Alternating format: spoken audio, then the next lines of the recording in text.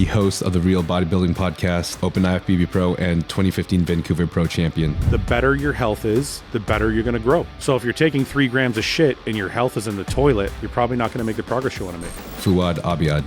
If you don't want to end up with serious problems like me, you need to catch the trend ahead of time. The point of blood work is not to catch that one snapshot in time and then decide what you're going to do with your life. It's to create a record over the course of years so that you can catch things on a trend before they go too far. They used to make a thing called Test 400. One year I said, you know what? I'm going to just test this shit out and see what it feels like. And I went way overboard. I settled at 1250. So you can only imagine how high I went before I was like, okay, this isn't doing anything. I would have probably stayed away from the more toxic drugs, like lots of the stuff fucking just kills you inside. It's how to make money as a bodybuilder. I'm going to tell you something for the first time I've ever told anybody.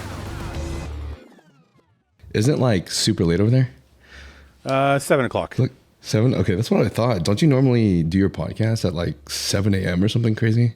No, I do. There's the 2 that I do. I do one at 8 p.m. and I do one at I did one this morning actually at 11 a.m. Oh, okay. Yeah. Is it the bro chat ones that you normally do at 11 a.m. or that you do live? No, the bro chat one is the late one. The bodybuilding and bulks one is the live one that I've been doing during the day. Yeah. I'm a fucking rookie. Wow, no, just exposed myself. No, but listen. Hey, listen, when I podcast, I don't like to know anything about the person. That way it's all organic. Yeah. I mean, I think that's I think there's something with me then, because I've probably watched like at least 100 episodes of your podcast. That's awesome, man. Thank you. No, yeah, I love it, man. It's awesome. And I mean, there's so much great information that you provide and on your actual episodes with your guests that come on, but then like when you do like bro chat and bodybuilding and bullocks, it's just awesome. It's hilarious. Turns into chaos sometimes. But whatever.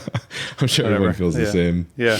Some of the Q&A questions you got to were pretty savage, which I'm not surprised. Yeah, I mean, look, it's a place where people can go and just it's kind of an outlet for guys to be guys. So yeah. How'd you get started with your podcast, anyways? Well, are we rolling? Like, is this going to be part of it? Or are we? Yeah, we're rolling. Okay, sorry. Okay.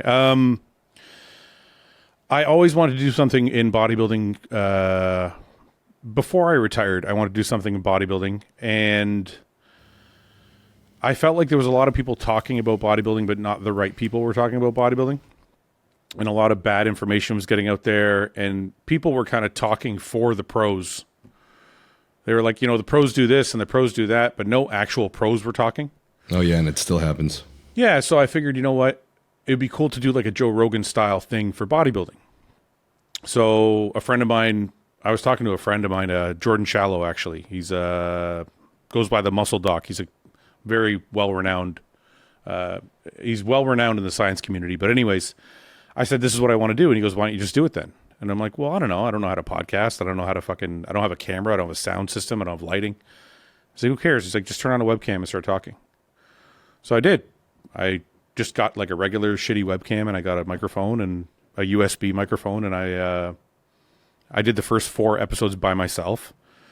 And then I started getting guests on. And the whole purpose of the show was to expose bodybuilders for like who they are and being normal people and not just meatheads that eat chicken and rice all day long. Mm-hmm. So it was kind of why I want to do it. And I think I've kind of succeeded in that way. People see their personalities now. They see like they have a sense of humor and they're kind of just normal guys that love to work out.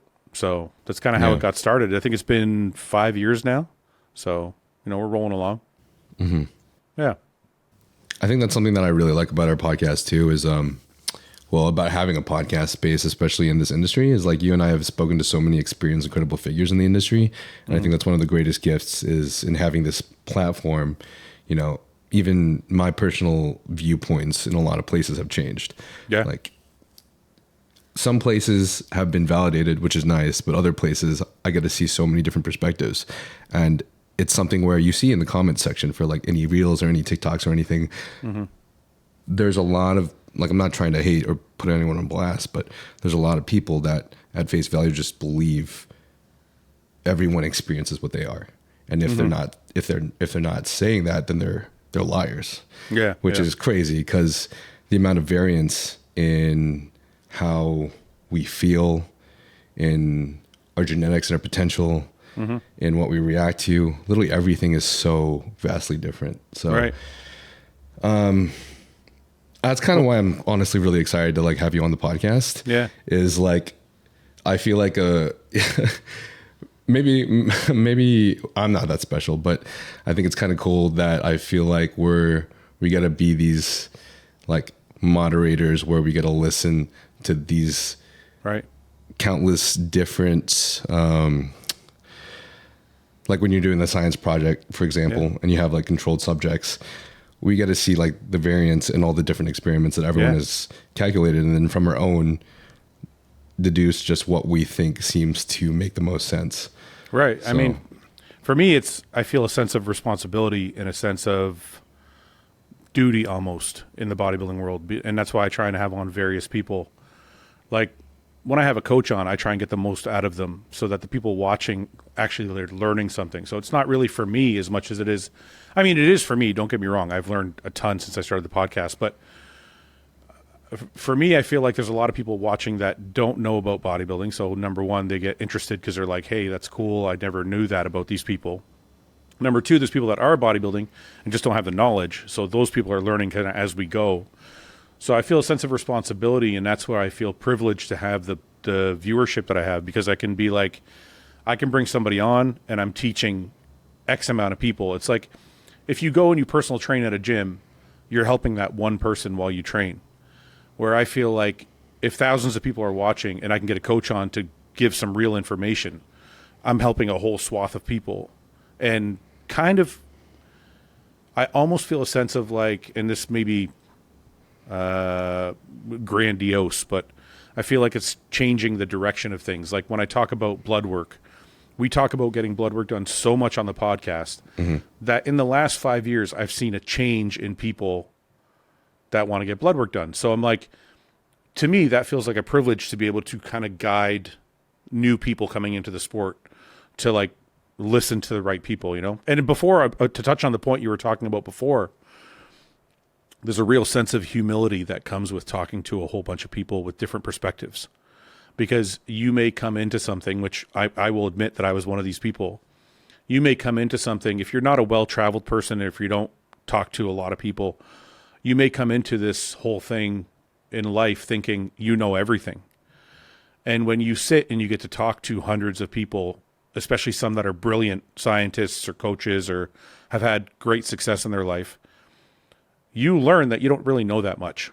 You learn really quickly that there are people that know far more than you do about a given subject. And that creates a lot of humility where you're like, oh, okay, I can just sit back and listen and appreciate and learn instead of thinking that you have to go into every conversation that you like, you know everything. So I think I've gained my own sense of humility just sitting down with 200-300 people and actually letting them teach me and being able to be humble enough to say like, yes, tell me everything you know, I'm going to absorb it. So it's kind of been a privilege in a number of ways, to be honest with you. Like what we do is really cool that way. Cause you don't only get to meet interesting figures, but you get to really, there's a fulfillment that comes from it that I never thought of when I started. I agree. Yeah. I feel incredibly blessed. What was the thought process you had starting your podcast with the anxiety that you have? And how also did you deal with that anxiety whenever you were walking on stage? The anxiety is a strange one on camera because I get to hide behind the camera. Even though I have done podcasts in person that still feel okay. I think because I'm in a situation like, okay, let me back up. I feel like anxiety stems from uncertainty. So whether you're unsure of yourself, whether you're unsure of the thing you're doing, whether you're unsure of the way you speak to people or the way you look or whatever uncertainty you have in your life, I feel like a lot of people's anxiety, especially mine, stems from that uncertainty. So when it came to stepping on stage, the only way I knew how to quell that noise was to be over-prepared. And sometimes I went the wrong way. Like sometimes I would do too much cardio or cut too many calories, and it would actually hurt my look, but it's because I was trying to quiet the anxiety. So I'm like, if I over prepare, if I'm overly ready, if I'm extra shredded, then that anxiety will quiet itself down. That only happened a couple times. There was only, I just said it today on the podcast I was doing with the guys. I can only think of 2 shows I did where I peaked like 100%. And those 2 shows, I specifically remember my anxiety being very quiet. So if you fast forward to the podcast, I feel prepared to do the podcast because I've done everything in bodybuilding you can do, from media to competition to promotion to magazine to, it doesn't matter what, like, other than judging, I've done everything you can do in bodybuilding. So when it comes to the podcast, I feel like I can talk to anybody about bodybuilding in any given subject. So there's a comfort and a confidence that comes with it that quiets the anxiety a little bit. Now, don't get me wrong. There's still, I'm going to tell you something for the first time I've ever told anybody. When I have a major guest on, I still get that anxiety. Like if I have a guest on that I'm like, somebody you might look up to, like a Jay Cutler, for example, right? I'm like, oh fuck, I gotta have Jay on tomorrow. I'm like, I better make sure it's a good conversation because Jay's done hundreds of interviews. So what am I going to ask Jay that nobody else has already asked him, right? Yep. So you get like this type of anxiety starts to build. The first time I had Jay on, we did 45 or 50 minutes, and it was a great conversation. And I think I had got things out of Jay that I'd never heard before myself anyways. And around the 50-minute mark, I looked up and I realized we weren't recording. No, shit. I was like, how? I was so nervous. And this is like, I think I got Jay to do my podcast like 60 or 70 episodes in. So it's not like I was fucking new. It's just I was so fucking nervous because it was Jay Cutler that I just wasn't thinking. So we get 50 minutes in and I'm like, oh my God, I can't believe it. I look up and I realize it's not recording. So I kind of like, I didn't want to tell Jay. I didn't have the heart to tell him. So we finished, I kind of wrapped. I was like, okay, I'm going to do 5 more minutes and I'm going to wrap because now he's just wasting his time. So I wrap. I message him later and I don't remember if I lied to him first and told him it was the audio was fucked up or if I don't remember if I told him the truth or I lied. I can't remember. It was a while back now. And Jay was so fucking cool about it. He said to me, you know what, bro, it's okay. We'll do it again. And I hate doing that because one of the things I love about doing my podcast is I don't do any preparation and I don't talk to people before we start. I just hit record and I start because I want it to be as organic as possible. Yeah, I feel that. Well, I'm like, well, we've already had an hour-long conversation. If I do it again, it's not going to be organic. But to Jay's credit, we were able to do it again. It was a little bit different conversation, but it was still flowed nicely, and it was kind of like, it was still interesting. So, but just to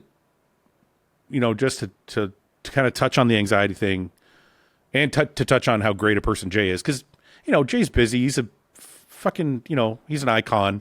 He could have been like, you're an idiot, fuck you. Yep. You know what? I'm not doing this again. But no, he was like, it's cool, we'll do it again, and we did it. But to touch on the anxiety aspect of it, it doesn't really go away. You just learn to manage it. And sometimes in big moments, it can creep back in. So it's not, I will tell you that people with anxiety, in whatever way it shows itself, the anxiety is amplified by steroid use.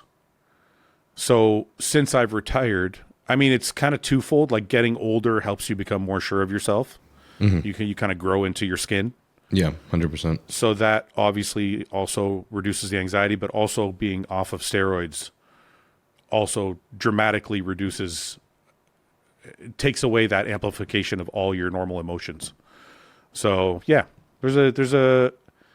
it's not easy when you're dealing with it, especially if you're a competitive bodybuilder, because the drugs are part of the game and you're younger and you're unsure of yourself. So that anxiety sometimes can really have an impact on what you're trying to do in life. Nice. So I have something to look forward to.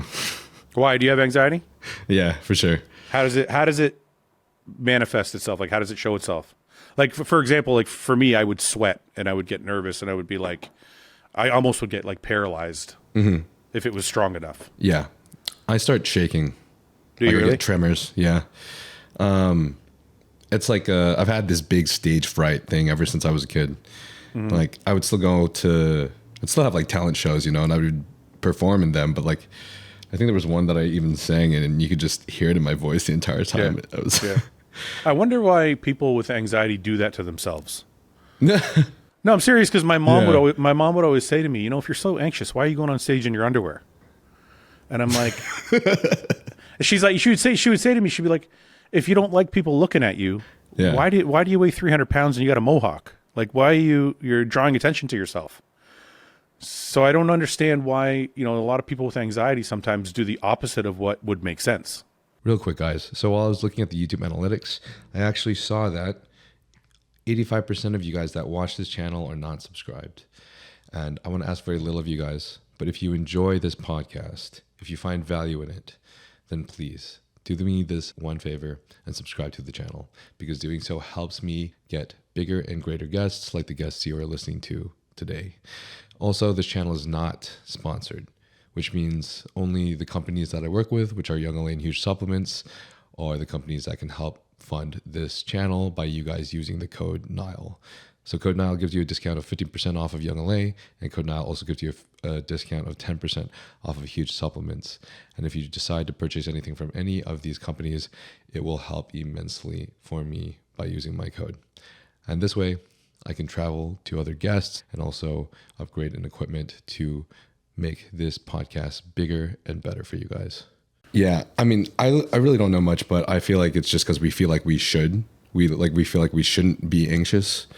And we feel like we maybe should practice. Yeah. I know my girl deals with a lot of anxiety herself too. And whenever she does, she has this very, very high level of mindfulness and consciousness that I'm really proud of, especially at her age. But she will always say things like, I don't know why I'm feeling anxious. I shouldn't be. Like, everything's great. Life is awesome, but I'm feeling anxiety.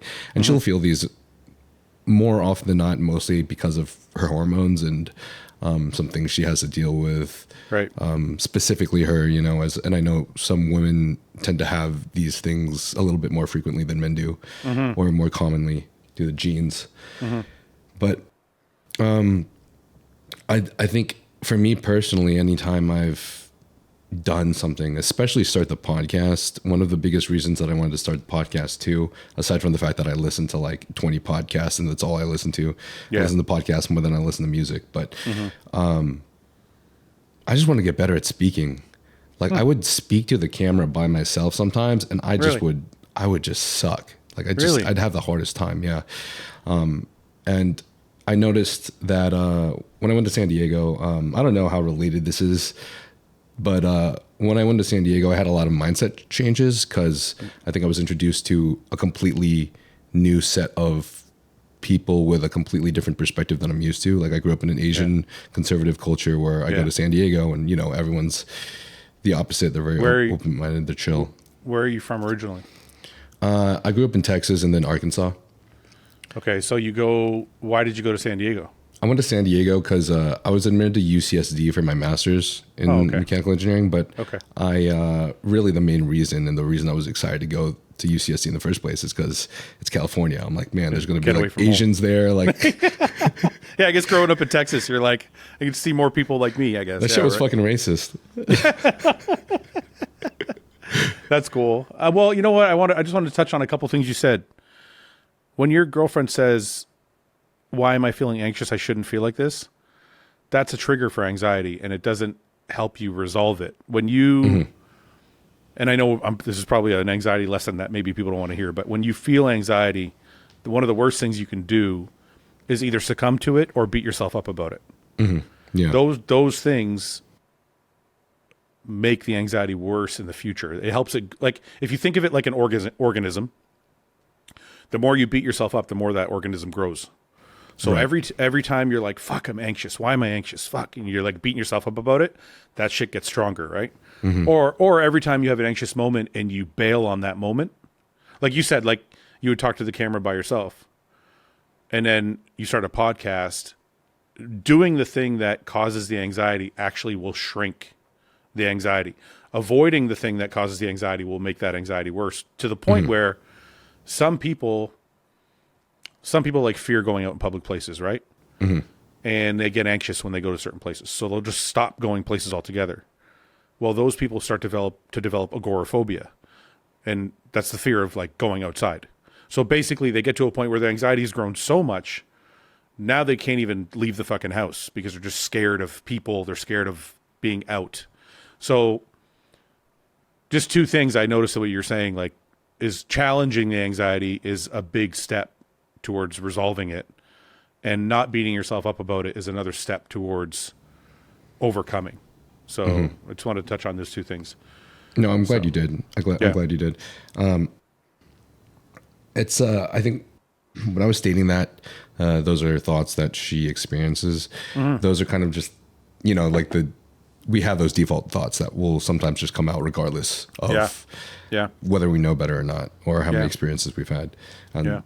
That'll come out in both of us. But the mindfulness that she has, and we both have the understanding that these things come and they go, and it's just not something that we can fight. But, you know, instead, I think for us personally, quieting my mind, meditating, taking deep breaths, making myself feel like in a place where I'm understanding that everything is okay. Right.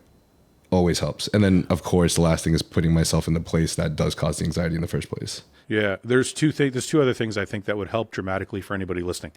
There's a book called The Power of Now by Eckhart Tolle, or Eckhart Tolle. I don't know how to pronounce his last name. Basically, the book is about living in the present, because living in the past causes depression. Living in the future, which is what most anxious people do, living in the future is what causes the anxiety. Because you're worried about what's going to happen.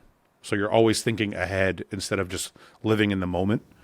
So it teaches you to keep always reel yourself back in. Just how am I feeling right now? What's going on around me right at this moment? Blah, blah, blah. So that's a big one. And then the other thing I was going to say is, this is going to sound really stupid, but a therapist told me this a long time ago. Pat yourself on the back for really small wins. So like, there's a thing I used to hate standing in line at the bank.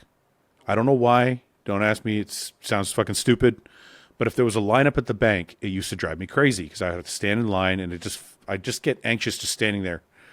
And he's like, look, if you go to the bank and you walk in and there's one person there and you don't have to stand in line very long, when you leave, mentally pat yourself on the back. Just be like, I did it. I wasn't anxious. Awesome. Because we never do that shit. All we do is tell ourselves when we do something wrong. So part of it is kind of rewarding yourself, I guess, in a way when you don't feel those feelings, which I think a lot of people don't do. So anyway, I'm getting carried away on the anxiety thing. I apologize. No. It's an important topic for me because, one, I dealt with it for a very long time, but two, almost every single time on my podcast when I talk about it, inevitably I'll get a slew of messages from people thanking me because they feel the same way. So I think it's important to talk about so people don't feel like they're alone. No, I agree. I talk about like everything on my podcast, right? And obviously I talk about bodybuilding the most by far. But I mean, I think my favorite episodes that I've ever had are the ones where me and the guests literally just talk about our lives and the shit that we've been through. Yeah. Because I guess I just never realized until I had social media and I started just saying like, you know what, I don't give a fuck. I'm just going to post about my life and let people know like what I've been through, that like there's so many other people that have experienced the same thing. And by talking to them, meeting them in person, and us having these conversations, it's made me feel a lot better. Yeah. Yeah. So a lot of the reason I do this is also for myself. So how old are you? How old do I look? Well, you're Asian, so that doesn't count. You could be like 45, but you really look 25. So I don't fucking know. 45 is crazy. I'm going to guess you're 28. Okay, you're pretty damn close. And you're a physique pro, right? I turned pro in men's physique in 2019. Okay. But then I took 3 years of just eating in a deficit to a maintenance calories in order to, because I wasn't making any money from bodybuilding. And I know you know this very well, but I was not making crap. Like I was an engineer at first, made money, and then I hated it. 9-to-5 job, I just fucking hated it. And I actually dropped out of my master's program like a week before it even started. Oh, wow. So I was just trying to live by without, any way of making money whatsoever. So I was like, you know what? I think I got to make some money somehow, and I think I just need to build my following on social media. So I just stayed as shredded as possible for 3 years. And ended up working. So how did you make money? Like, how did you make money in that time when you quit school? Yeah, so I quit school and I started doing a little bit of coaching because I had like less than 100K followers when I quit. I think I had like maybe 50K or something like that. Yeah. So I started coaching a few clients, which helped a little bit, but I was really living paycheck to paycheck. In fact, I was actually like losing money. I was losing my savings that I had saved up from engineering. Right. So at one point, my bank was going to go to zero, and I was going to be like, I'm fucking shit out of luck. Yeah. So then TikTok came out, and I just started posting my workout videos on there, like with music. And I always loved like montages that like Callum Von Mager made on YouTube and all these other creators made on YouTube. Yeah. But I didn't post on YouTube at the time yet. Well, I did, but it was just so much work. And with Instagram and TikTok out, I was like, maybe I can like make these own montages for myself, but instead on Instagram and TikTok. Yeah. So the moment TikTok came out, I started posting that in like 2019 or something, 2020 maybe. And this is kind of before TikTok got big. Mm-hmm. So I kind of got lucky, and I think I just caught a wave because I was one of the first fitness people or bodybuilders or whatever to post on TikTok. Right. And that blew up and then gave me followers on Instagram too. And then that just started gaining me sponsors, and that's how it all started. Did you make money on TikTok? Because that's the one thing I hate is as a Canadian, I can't make money on TikTok. Well, there was no like money like you can make straight from the TikTok app. It was just sponsors. Okay. Yeah. But money, you can now though, right? I stopped using TikTok like a year ago. Oh, okay. Year and a half ago. Because I think guys are making money off of TikTok now. I think. I don't know. Yeah. For sure. Yeah. Yeah. I don't really know the details about it either. So you got a following and you picked up some sponsors, and that was like helping you kind of supplement your income. Yeah, that helped immensely. It kind of changed everything, to be honest. And you were coaching a bunch of people at the same time? I was coaching people, yeah. So you were in a deficit, you were staying shredded to get the following, and then how did you get to turn pro? So that was 2019 when I turned pro. Oh, okay. So you turned pro before this. Okay. I turned pro, and then I decided I'm going to reverse diet from this show. Okay. I'm like you, where I love food, and I started off obese. I was like the most obese Asian 12-year-old kid. I looked like the poster boy for like a freaking chow bun or something. But I just told myself I was going to reverse diet from my pro show and then stay shredded, and it kind of worked out.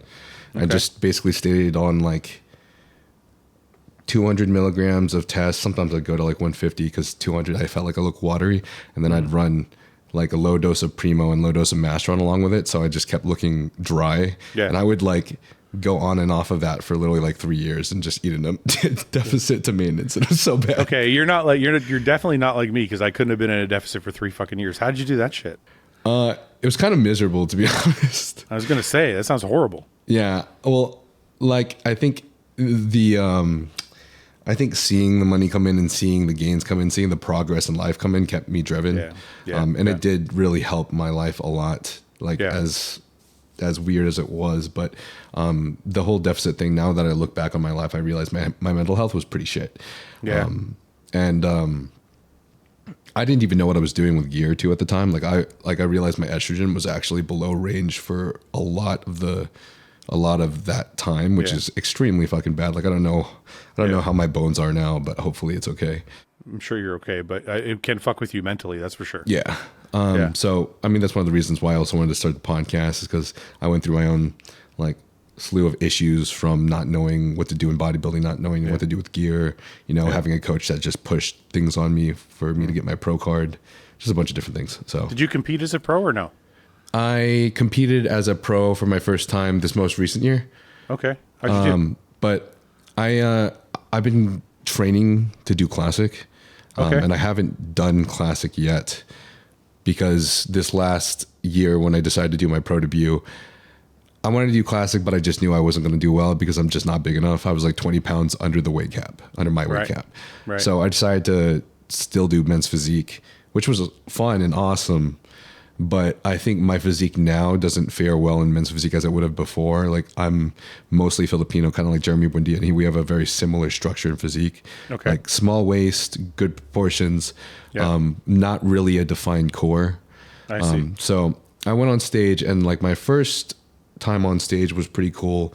I did it here in California, and they called me out in first call outs. So I got really excited because it was like 6 of us on stage out of like 20 or whatever pros. But I didn't really practice posing in men's physique, so that's my fault. So I kind of fucked up, and I was like flexing my chest the entire time. And then when I did back, I kind of did like a lat spread with my fists out instead of doing an actual men's physique pose. So they told me they took me out of the first call outs and moved me back several positions because of that. But said that my conditioning was on point, everything was good. But me personally, I believe that my midsection was just doesn't ever get good enough for men's physique, in my opinion. But that's a kind of an easy fix. Like when someone says you didn't place and it was mainly your posing, that's kind of an easy correction. Yeah, you know what I mean? And even if you said to me, my abs don't get defined enough, that's also not, I mean, that's probably an easier muscle to etch in, I guess, for lack of a more scientific term. But yeah, I don't know. So is it like you don't want to do men's physique because you don't feel like you fit the class, or you don't want to do men's physique because you think you'd be better in classic? I don't want to do men's physique because I have a bigger passion for classic. Okay. And I also want to build my physique in the same, like the proportions I want for my physique to end up with align with similar to the proportions that people on classic stage have, except I want bigger arms. Yeah. So we all want bigger arms. Yeah. Yeah. So that's why I want to do classic. But I do agree with that about abs, but I do want to point out, like, I think you understand too how genetics like vary so differently between each person. And for me, for example, when I get shredded, my glutes will come in peeled before my core comes in. In comparison to the other people in the men's physique stage. Right. And now, like, looking at like Ryan Terry and the new second place, even like Brandon Hendrickson, man, it's like Sadiq Hatzovic and I agreed on my podcast that it's become kind of like an ab show now in men's physique. I kind of felt, and maybe this is just because I'm not in that world, but I kind of felt like it always was. To me, when I see men's physique, I see, yes, there's back development, yes, chest, shoulders, but to me, the main component is wide shoulders, small defined waist. Yeah. And to me, that's the main criteria. And then everything else fits into that. So I don't know how much maybe it's changed size-wise, which is why they're trying to bring them back down in size. But I feel like the abs were always, maybe I don't know, but I feel like they were always a main component of the class. I think they cared, but I really don't. I think it did change a lot. It's gotten worse. I think in the beginning it was like you said, it's about the V taper, right? Wide shoulders, wide lats, small waist. That was the most important part. Right. And I think Sadiq had like a very aesthetic type of posing routine he had there. And I don't know if Steve seeing him at his gym in person and stuff ever affected that, or what he thought about his physique.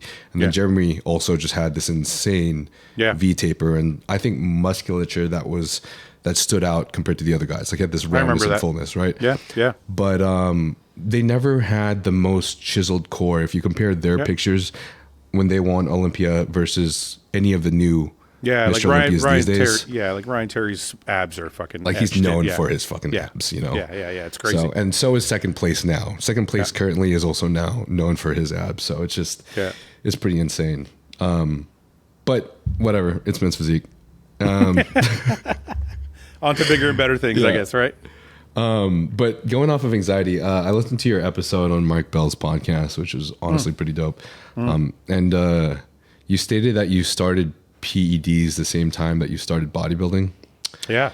So I'm curious, because I think a lot of people that listen to my podcast and people that have been in my position too, I think that's one of the bigger things that cause us anxiety when it comes to bodybuilding, especially a lot of kids who have just decided to dive into it. Right. So what was your mindset when you first got started? I thought bodybuilding was fucking stupid. I thought the guys looked gross. No, I'll give you a brief rundown. So I played high school football. I was a middle linebacker and defensive line.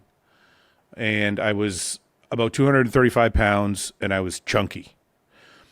And my last year of high school, I think I was 18 or something like that, 19 maybe. I started doing a lot of cardio, a lot of boot camps, not boot camps, but like my own kind of circuit training. I wasn't really training like a bodybuilder. I wasn't training to be strong. I was doing a lot of circuit training, skipping rope, a lot of cardio, and I got down to like 190 pounds. And I had like a nice physique. It wasn't chiseled or anything, but it was just like your average beach body kind of thing, right? Mm-hmm.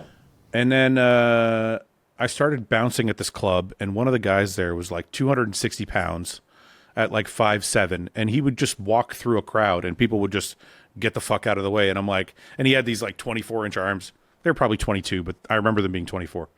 But I was like, man, I want to fucking look like that. That guy's a fucking monster. But I still didn't want to do it.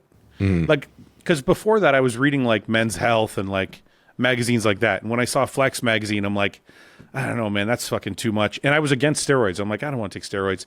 Some of the guys I was bouncing with were taking steroids, and I'm like, no, that's bad. I don't want to do it. Fast forward like a year from then, I saw my first bodybuilding show. I went to the Toronto Pro. It was May 2000. And there was a pro-am, so I got to see Dexter Jackson and Marcus Rule compete against each other. And in the amateur, my buddy that I said was bouncing, he competed in the amateur. I was like, man, this is really fucking cool. Like, he's peeled. Like, I was used to seeing him at the bar. And he would finish at the bar, and he would just eat. He would just take his food and go home. He wouldn't party with us. He wouldn't drink. He would just go home and eat, go to sleep. And I see him on stage, and I'm like, fuck, man, that's the same guy? I'm like, he's peeled and veiny and, like, fucking shredded. And I'm like, that's really cool. I'm like, I could probably do that. And a friend of mine goes, you can't fucking do that. I'm like, all right, bet. So we bet on it, and I gave myself a year. So that was May. I did, fast forward a year and a few months, I did my first show. I won the overall. But the thing was, when we made that bet, I knew I had to take steroids. Because they told me, they're like, look, you're not going to do this without, unless you do the natural stream, like, you're not going to be able to win an open show naturally. Mm-hmm. So I said, okay. So I never really got that period. A lot of guys you talk to in professional bodybuilding, they were like, if you talk to like Frank McGrath, or you talk to like Lee Priest, or if you talk to Ian, these guys started lifting when they were like 14 years old. Mm-hmm. And they lifted naturally for a number of years. And they started gear. They started gear at like 18, 19, 20, whatever. I was like, I want to do bodybuilding. What tools do I need? And they just gave me the gear. I got my supplements. I got everything like all in the same day. Mm-hmm. I remember like getting my first tub of protein. I'm like, okay, here we go. I'm going to get huge, as if like the whey was going to do it, right? Yeah. So I've been there.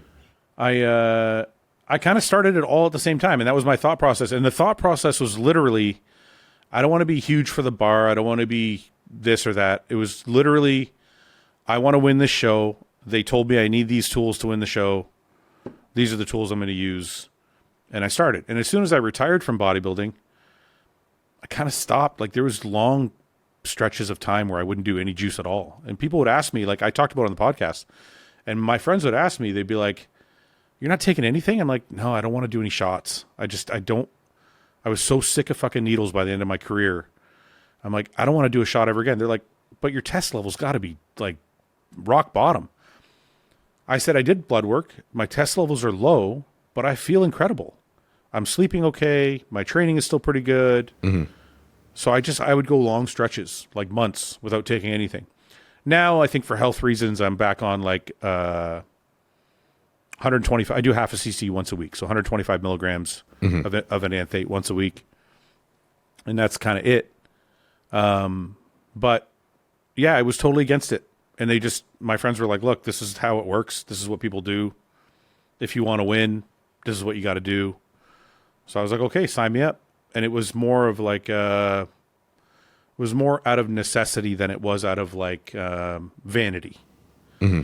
Like a lot of guys I see nowadays will be like, I want to be jacked for social media, or I want to be jacked for the bar, or I want to be jacked.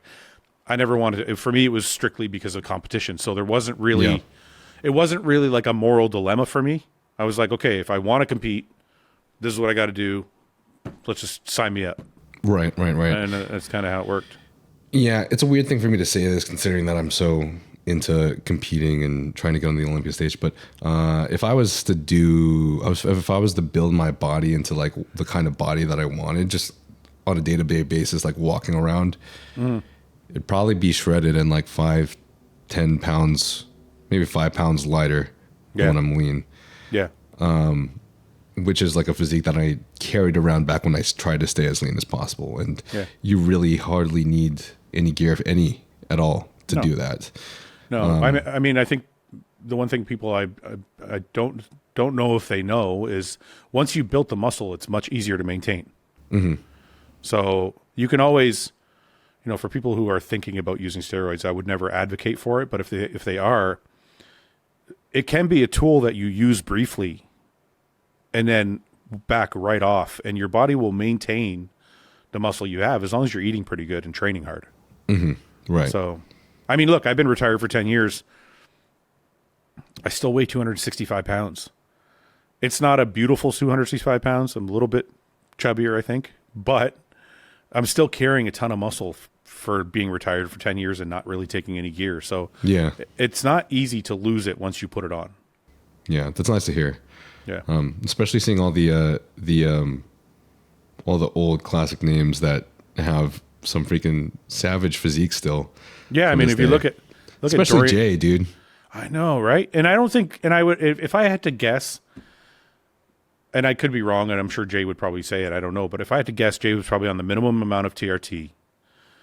And Jay is the one guy I've always been jealous of because he eats the same fucking way all year round, whether he's retired, not retired, doesn't matter. The guy is always eating perfectly, and I think that's why he looks that way. You know what I mean? He's just doesn't ever mess with his diet and trains hard. Has he ever talked to you about his stress levels in his past or currently? No, I you know what? I've never talked to him about that. But if I think, I don't know Jay on a extremely personal level. We talk sometimes. He's always been very respectful to me and very polite and very helpful. But he almost feels like the kind of guy that manages stress very well. Yeah. Like for the amount of things that he has going on that I hear people talking about, it kind of feels like either he's put a really good team in place where he doesn't have to stress, or he's just been doing it for so long that he's learned to kind of manage it and move through it. Yeah, I feel the same way. I don't think I've ever talked about this publicly, but the first time I met Jay was at TG, the gym in San Diego. And I see him about to walk up the stairs. I'm already a young Olympic athlete at that time, I think. And I go up to him, and I'm just like, "Hey, Mr. J, I am." Hey, Mr. J. That's such an Asian thing to say. Hey, pretty sure I bowed too. Yeah. And I was just like, "Man, I don't know. I don't even know what I said. I think I just word vomited because I didn't even know what I was about to say, to be honest. Like, I was just like, you're an inspiration. I look up to you. You're awesome." Some shit like that. Bro just looks at me calm, right? Like I don't even hear his breathing. Yeah. He just looks at me and his eyebrows are like this. Yeah. And I'm just like, he just looks me down and up and goes, "Thank you." And then just walks upstairs.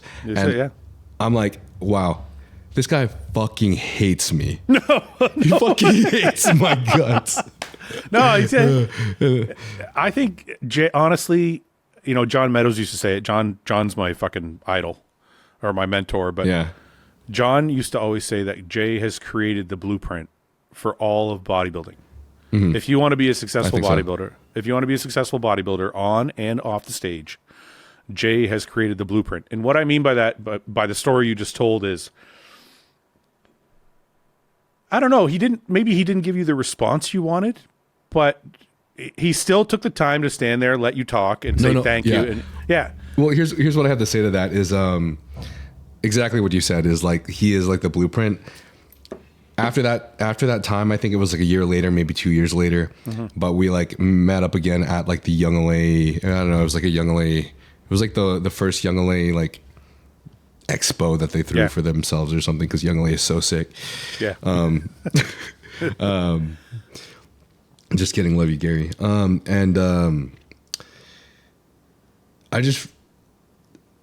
like I think I'm talking in a group. I don't remember who's in the group. I don't know if Shizzy's in the group or not, but I'm talking in a group and Jay comes up and starts talking to them. And I'm here, I'm just like fucking intimidated because it's Jay Cutler next to me. Right. And they're just chatting up, and then out of nowhere Jay goes, "Oh yeah, that's awesome. Niall, you should have him come on your podcast." Right. And I was like, "The fuck?" Right. Not only does this guy know who I am, but he knows I have a podcast, and it just blew my freaking mind.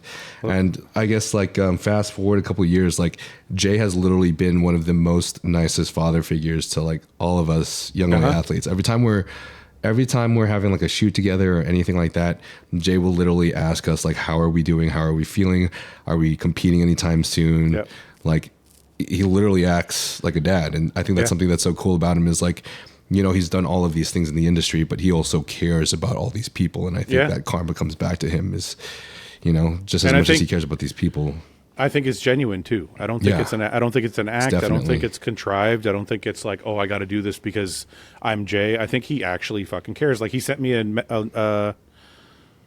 voice note just a couple weeks ago about the podcast and about how lucky we are that we get to do this. And I'm like, we're not peers. I'm like, you're Jay, and I'm here. You're fucking Jay, right?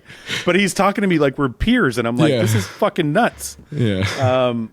So he has that effect on people, because I remember the first time I met him, he was fucking wide as a house. Like I met JJ, right? Mm-hmm. Cannonball fucking delts, 4 feet wide, 5'6" or 7, whatever he is.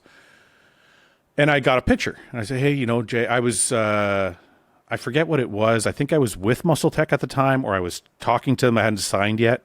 So I was able to cut the line. So I got, sorry to everybody I cut in front of, but I was able to cut the line. And I met Jay, and we took a picture, and then he asked me my name and stuff and whatever, and I fucked off.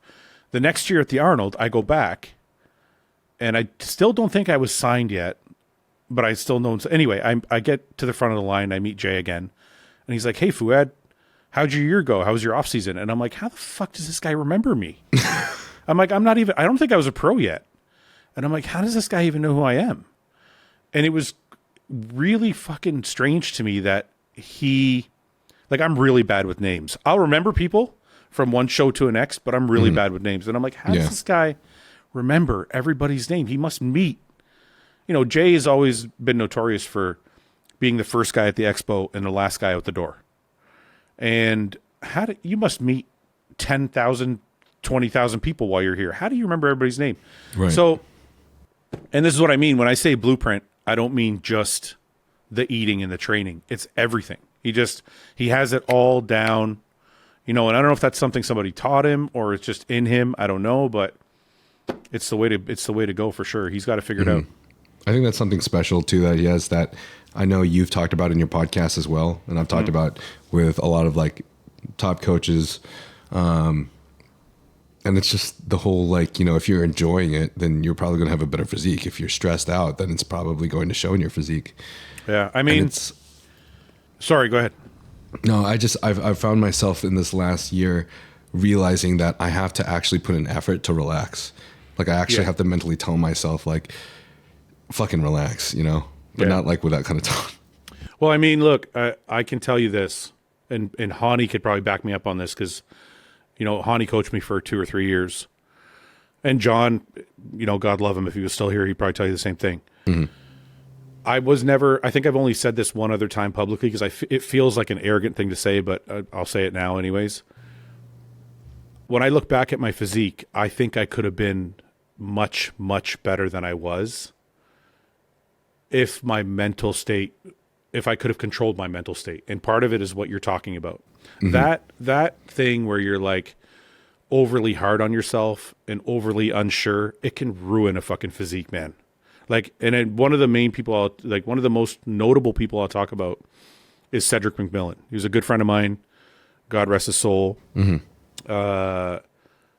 He was anxiety ridden. And people would always be like, well, why can't he get in shape? Why can't he get in shape? It's my belief that he was just so hard on himself that his body just wouldn't relax. Because if you look at him from when he turned pro, he was in really good shape when he turned pro. Mm-hmm. But at that time, there was zero expectation of him. Mm-hmm. The problem is when he turned pro and everybody saw his physique and how classic it looked, people were like, oh, this is the guy. This is going to be the guy. This is the guy. Because at the time, bodybuilding had bigger guts, wider waists. Yep. And Cedric all of a sudden shows up with this beautifully aesthetic flowing physique at 6'1" or whatever. And people were like, that guy's going to change bodybuilding. And I think that pressure probably, he carried it. Because he used to call himself, when he would sign his autographs, he would say, Cedric the One McMillan. So I think he really believed that about himself, but also had trouble fulfilling that vision that other people had for him.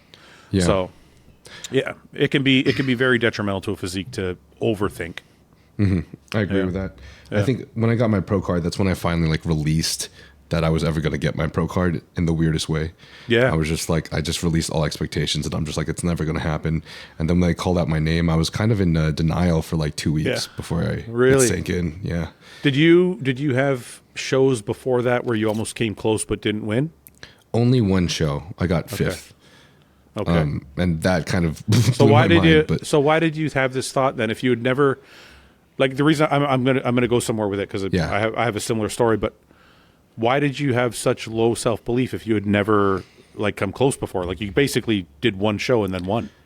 Well, because it took me 9 shows to get my pro card. Oh, but it was only one. It was only one national show, is what you're saying. It was only no. It was 5 national shows. Oh, okay. Yeah. Okay. And the 5th national show, I finally got my pro card, but I was also like, I was natural for like the first 2 or 3 natural shows. Okay. And so like seeing the people I was up against and not really wanting to take PEDs, also having like a fear of needles and all this ridiculous shit, just like, I was just like, I would get 16th plus place and it would just really put me down. Yeah. But there had to be something in the back of your mind that said to you, I'm not doing what these guys are doing.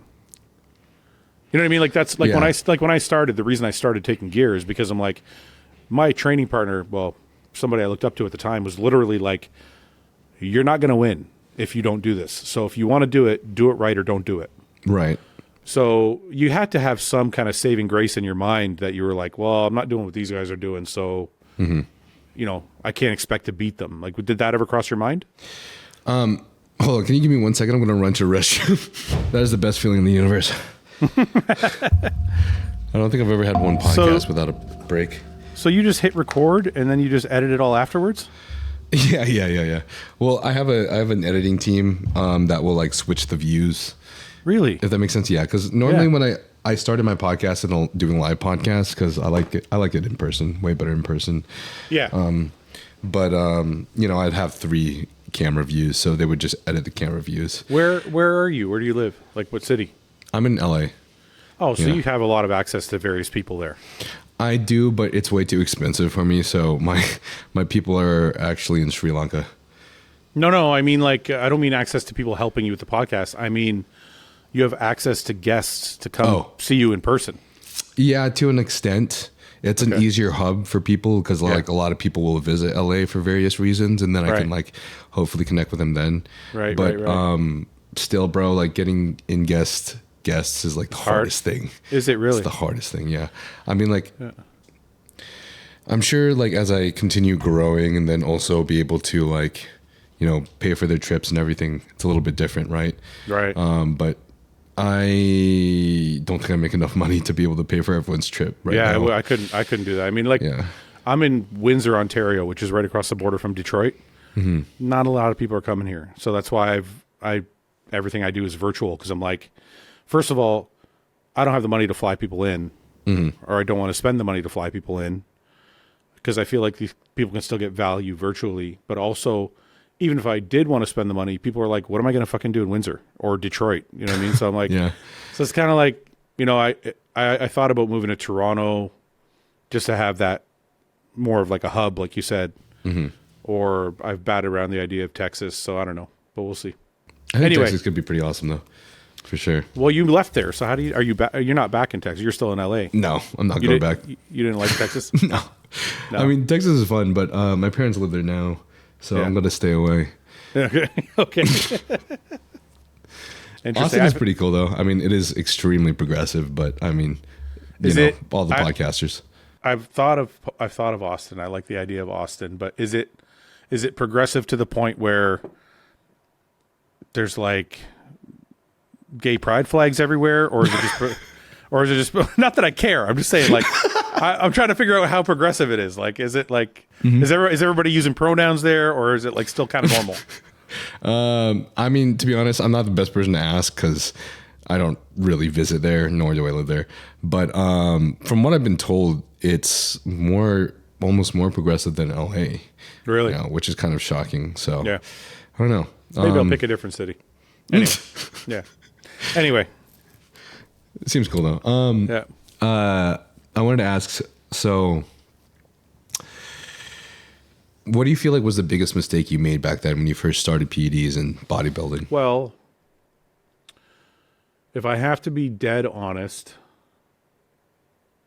which is something I don't want to tell myself, but I wish I would have done a better job of being a little bit more strict with my diet. I think, look, I don't think steroids are healthy. I think there's probably safer doses you can take, and there's a lot of things you can do to mitigate some of the effects of steroids, like choosing the right ones that maybe aren't as toxic and taking them in lower doses and things like that. But for me, for me, I feel like the food I chose to eat and the way I chose to eat it did more damage than the drugs almost. Or I don't want to say that, maybe more so the combination of the two together did a lot of damage. So do you mean like damage to your blood work or damage to your mental health? No, damage to my digestion? No, damage to my blood work. Damage to my blood work. Like when I think about my kidney issues came from having high blood pressure. And high blood pressure came from shitty diet, maybe too much drugs, being too heavy in the off season. Like I would get up to 310 pounds, 300 pounds. And it wasn't horrible looking. Like you could still kind of see my abs, but it was probably still around anywhere between 13 and 15%, which some people think is okay, but to me is probably a little bit too much. So I think I could have stayed a little bit leaner. I probably knowing what I know now then, I probably could have taken less drugs. I probably could have taken less toxic drugs. I think through most of my 20s, my off-season cycles always had included an oral of some sort, like a D-bol or an Anadrol, which will wreak havoc on your fucking system. Yeah. There's a lot of things I could have done differently that people know now that just weren't part of normal culture, normal bodybuilding culture back in the day. Like, look, we've advanced so far since I was in my prime that someone like Samson, for example, is basing his protocols and hormone optimization on Merrick Health. Yeah. So Merrick Health is a company I work with that Samson's also sponsored by, that Ian's also sponsored by. I think Derek from More Plates, More Dates is either the whole owner or part owner. But these guys, we've reached such a level in bodybuilding now where some of these pros are having their hormones guided directly by their blood work. So if you literally can't think of a healthier or cleaner way or safer way to do this other than what they're doing. Like that's the safest way to do it. Because whatever trend you see in your blood work, you're going to see it, you're going to catch it early. So like my blood pressure, for example, had I had somebody watching over me in my 20s or late 20s, my blood pressure, they would have caught that shit early, and I could have started taking an ARB or something of that kind to lower the blood pressure, which would have saved. What happened to me was, I think the first time anybody told me about my blood pressure, I was 31 years old, and that was right around the prime of my career. I really started to get some traction on stage. And the doctor was like, you got to retire. Your blood pressure is too high. You're going to die. And I'm like, I'm not fucking retiring. What are you talking about? I left that guy's office crying. I thought my career was over. The problem at that time was I was too stubborn and I just kind of wanted to bury my head in the sand, and I wanted to compete, and I didn't care, and I didn't go get a second opinion. I was like, fuck that guy. He doesn't know what he's talking about. I feel fine. Not knowing that you could feel fine and have super high blood pressure and not know it. But at the time, like I said, these things like people talk about now, like it seems so wild what I'm saying, because nowadays getting your blood pressure done, like checking your blood pressure and getting your blood work done, is a totally fucking normal thing to do. Every serious competitive lifter I know is getting blood work done at least once or twice a year. And a lot of them now have like a life source blood pressure monitor at home that they check their own blood pressure. So fast forward like 3-4 years when I met John Meadows, and he was like, hey, you know, you don't have to retire. You can take a blood pressure medication and still compete. It'll just keep you in check. So that's finally when I went to see a doctor, and I was like, hey, can you check my blood pressure? Can you prescribe me something? But by that time, it had already done quite a bit of damage to my kidneys, because high blood pressure is kind of the number one issue with kidneys, because nobody feels their high blood pressure. They let it go for a while, and that blood pressure damages that filter. That's part of your kidney, right? Yeah. So I did a little bit of damage, and then John kind of put me onto blood pressure meds, which I asked my doctor about, and then I had a new doctor, and he said, yeah, we can do that. And then kind of I started running blood pressure meds ever since then. But yeah, going back to your question, I would have ate better, because there was a lot of binge nights where I was like, back in the day, bulking was bulking. Like now when people talk about bulking, it's social media bulking. So it's like you're kind of bulking, but you're still kind of lean. Back then, bulking was like, it didn't matter what you ate. It didn't matter how fat you got. There was no social media. You're like, I just want to get as heavy as I can. So I would have done that differently, and I probably would have taken less drugs. Yeah, I've heard Lee Priest's bulking phases. It's inspiring. I mean, that's where I got some that's where I got myself mine from. I'm like, fucking look at Lee Priest, like how good he looks. Well, plus, I mean, look, there was coaches at the time. Like, look, Chad Nichols is a great coach, and obviously he coached Ronnie Coleman and Nasser somebody and Flex Wheeler, and he's got the list is endless. And I turned pro with Chad, so I know how knowledgeable he is. But at the same time, everything he did was very big. So like, if you're eating, we're gonna eat big. So off seasons were like 6,000-7,000 calories, not clean food always, and we're gonna just put on some fucking weight, and we're gonna lift heavy, and we're gonna grow. It's a very like old school. Like, you would never catch coaches nowadays like a Patrick Tour or a Stefan, or definitely not Patrick, for sure. Definitely not Patrick. You would not catch them making these type of diets and protocols. So things have changed really, really dramatically. So sitting here and saying I would do things differently is easy, but only because we've learned so much. So had I known then what I know now, I would have done things differently. When you said, for example, like lower your doses previously, you've talked to a lot of guests, as I have, and like we both know that it varies so much. But what are some examples of that, or what are some, I guess, ranges that you'd say? Because I think a lot of people that listen to these podcasts, like that's why I started this podcast in the first place too. I know it's named a crazy name, Trensparent, but I named that because you know I started PEDs the fucking wrong way. Like there's a wrong way. How did you start them? What's the wrong way? My current coach was pushing me to take PEDs, and I didn't ever want to like take them. I didn't want to take care of it whatsoever. But I kept losing, so I got desperate, and I was doing the thing where like you, I cared about it so much. Like in the middle of the night, I'd like dreamt that I got my pro card, and I would like wake up. I would wake up in tears because I'd realize like it was a fucking dream. I didn't actually get my pro card. So my coach at the time pushed me to take certain things, and so I ended up just taking this pill that he had me take, which was literally an estrogen blocker and an AI. Okay. So like my third national show, I think I was literally natural, except I was on freaking like Novadex and Aribidex. This is even worse. To get drier. Right. It was fucking stupid. Smaller and dry. Yeah. So, I mean, and then that just kept going. And then finally I got my pro card on Winstrol and Halotestin. Okay. But obviously that's no tests, crazy. No injections, something silly. Yeah. So, I just want to touch on something though. You said that like it's a negative, and it's not a negative. Like you said to me, I wanted it so bad, I got desperate. That's not really desperate. That's just doing what you got to do to win. Like there's a formula. Like you can ride a high horse as long as you, and I'm not talking about you personally. I'm talking about like in general. In general, a guy can ride a high horse as long as he wants, but there are things that are physiologically not possible. So unless you're one of the 1 in a billion people that's a fucking outlier, like a Mike O'Hearn, if Mike O'Hearn's natural, you're just not going to be able to compete.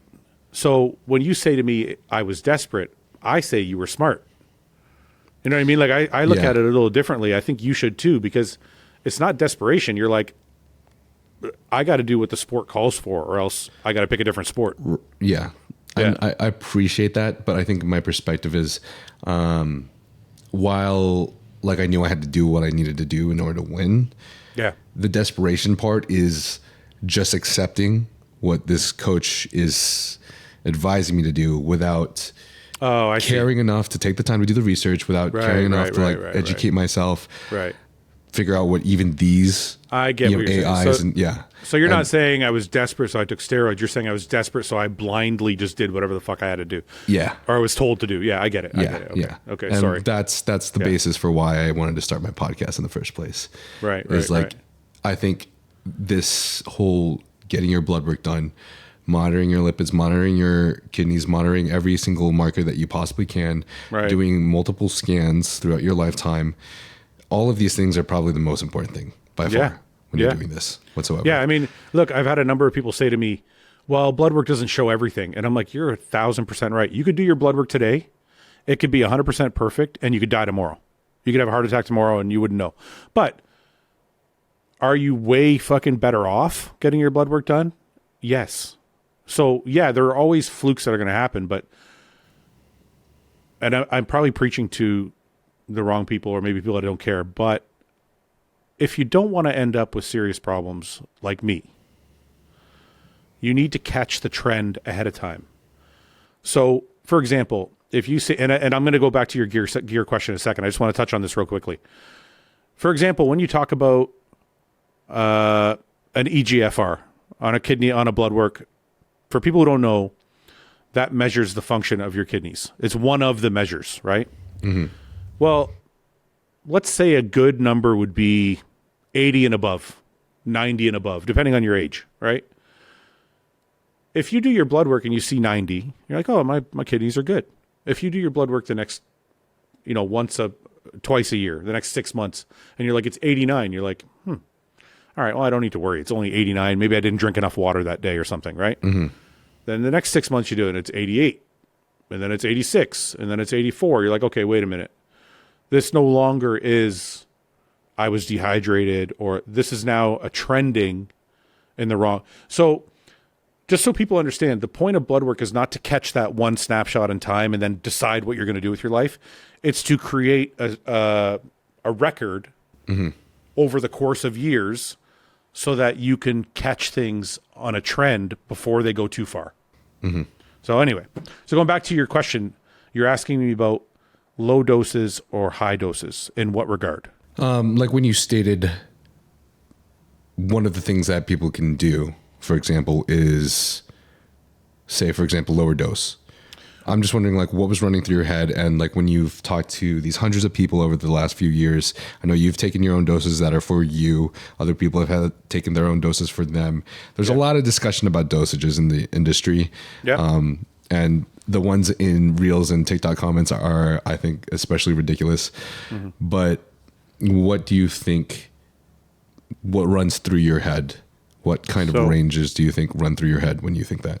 So I'm going to give you ranges in a second. I just want to say this one thing really quickly that I learned not so long ago that I don't think people will understand.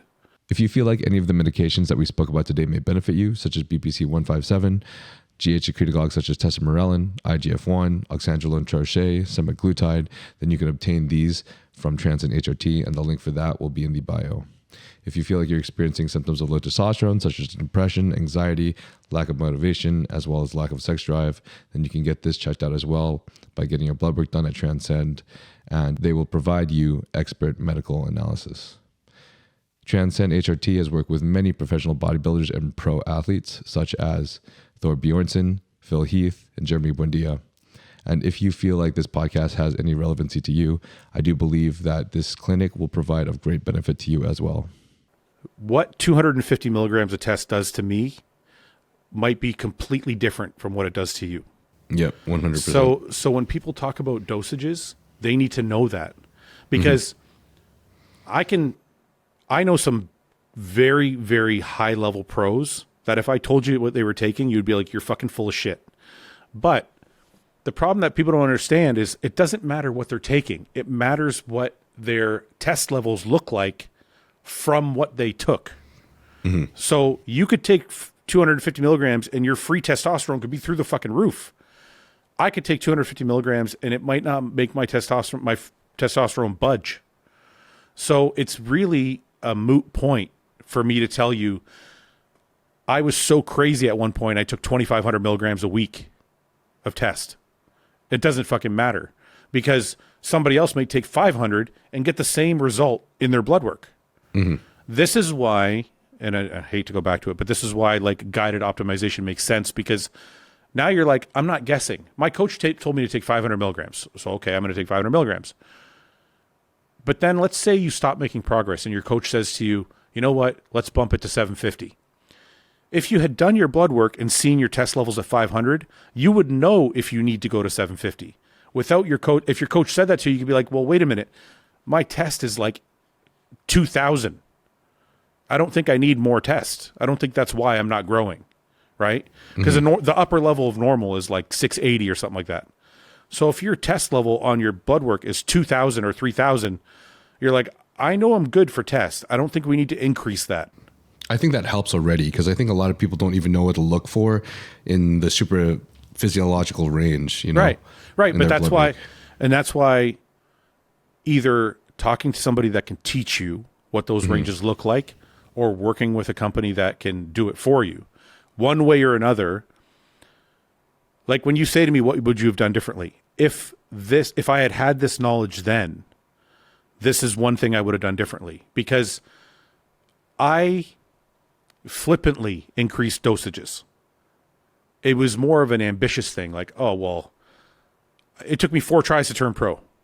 So on the 4th try, I'm like, well, fuck this. I'm going to bump this shit up. I didn't win because I got bigger. I won because I got harder. So the amount of tests didn't make the difference, right? Yeah. But you just get in this zone where you're like, I got to place better. I'm a pro now. I got to place better in the pros. I'm so close to winning. I'm 2nd place. Maybe I need more tests. Maybe I need more anadrol. Maybe I need more tren. Maybe I need more. And you start playing this fucking game with yourself that really is extremely false and is not the way to go about it, and is not the fucking recipe. And I can tell you from my own personal experience, I've gone way up with doses and I've come down to a sweet spot, and going way up did not yield any more results than that sweet spot where, and the only way I found that sweet spot was not by blood work, because I didn't know about that kind of thing yet. The way I found that sweet spot was I just kept going up. Every year I would go up by like 250 milligrams. You know what? I'm going to do a little bit more. I'm going to do a little bit more. I'm going to do a little bit more. See how, and every year I would get a little bit bigger, and I'm like, okay, it's working. It's working. I probably would have got bigger anyway. Just the time in the gym with the amount of food probably would have yielded those 5 pounds of muscle I was putting on every year. But in my head, I was like, no, it's because I did more gear. It's because I did more gear. It's because I did more gear. Until I got to a point where I'm like, I'm just really fucking watery. Yeah. I'm really like, I'm taking so much fucking test now. I'm just a water bag. And I don't feel any bigger, and I don't feel any stronger. And so, you know what? Maybe this is too far. So I started to come back down. I went all the way up, and I came back down, and I landed at 1250. I'm like, 1250 is where I feel like I'm my strongest. I feel like I'm developing, but not getting like watery and gross. I'm not getting any side effects. I'm not getting any acne. I'm not getting any gyno. I'm not getting, okay, 1250. But that was a trial and error thing. You don't have to do that anymore. You can actually find out. Yep. You know what I mean? So that's one thing I would have done differently. Second thing is I would have probably stayed away from the more toxic drugs. Like nowadays, you were just telling me your stack earlier. Nowadays, the safer use model is a very kind of popular thing. A lot of guys are using Masteron. A lot of guys are using Primo. These are known as like safer drugs with less side effects. Even though I don't know how true that is, because if you're taking Primo as a safe drug, but you're taking 1,000 milligrams a week of it, it still might be affecting you in some way. I don't know. I'm not a pharmacologist, but back in the day, it was Anadrol, D-bol, lots of EQ, lots of Tren. This stuff, lots of Winstrol. This stuff fucking just kills you inside. Yeah. So, and for a couple coaches I worked with, a lot of AIs. And you know, when you're taking like a ton of AIs and really blocking estrogen, that kills your cholesterol, your good cholesterol. So there's a number of things I would have done differently. You can go down the list, and I would have been like, I probably wouldn't use the orals. I probably would have used less test. I probably would have used less EQ if I used EQ at all. I probably would have saved Tren for the last 6 weeks before a show. There's a whole list I could go down and tell you like where things were done wrong. Is that orals, not orals in the off season, or would you still have taken orals when you competed at a show? So orals in the off season were D-bol and Anadrol. One or the other, not both. Yeah. Orals pre-contest, usually Winstrol, Anavar. If I got close to the contest, maybe some Halo. And then that's not including my AIs, like my fucking Nolvadex, my Aromacin, my Arimidex, Letrozole, whatever I was combining.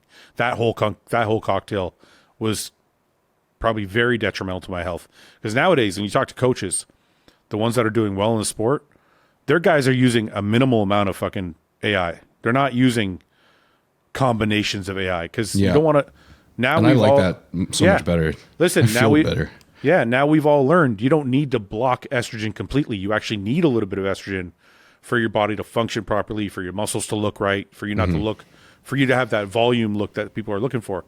So, and just strictly for health purposes. So, yeah, I don't know. There's a lot of stuff, and I think the orals pre-contest, I probably would have saved for the very, very end. I probably would have saved them for like the 4 to 6 week mark.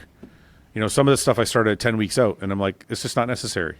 It's not necessary. So there's a lot of little changes I would have made.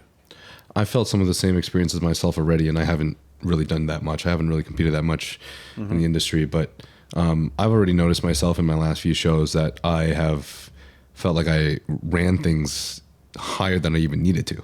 Like to the point where like, because I'm sure you can agree, like classic and open have such a drastically different look. Yes. And I don't know, I've heard some people say otherwise, and I don't think it's true.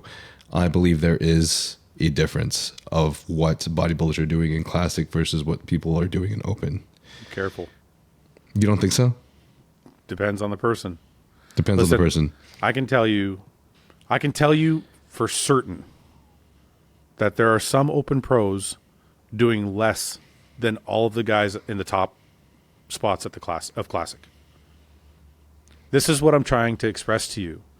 The level of mass is not directly correlated with the level of drugs. And this is a common misconception. Look, even amongst people that are told this on a regular, I'm told this on a regular basis. You've probably heard people say this a number of times. Somehow your brain still goes back to, well, that guy's way fucking bigger. He must be doing a ton more drugs. Well, that's not quite my thought process. So I'm trying to think of a way to explain this properly. It's not a big change in the drug use, and it's not drug use specifically that I'm talking about. Okay. And I disagree that just because they're bigger, they should be doing more drugs. That's not true, right? Okay. Yeah. If you're bigger, it's because you have been doing all the shit that you should be doing for longer, in my opinion. Yeah, you're eating Muscle more. mass, Yeah. Right. Muscle mass is over time. That's my perception. I agree. But I had some conversations with like Patrick Tor and Stefan Kienzel, a lot of these other top coaches. And my own experiences, what I feel like I've seen is Stefan and Patrick both said in their own words that too many drugs can ruin a physique, can change your proportions, can blur lines. Yeah. And I know that open cares more about fullness and size, while classic cares more about conditioning on stage, specifically on stage.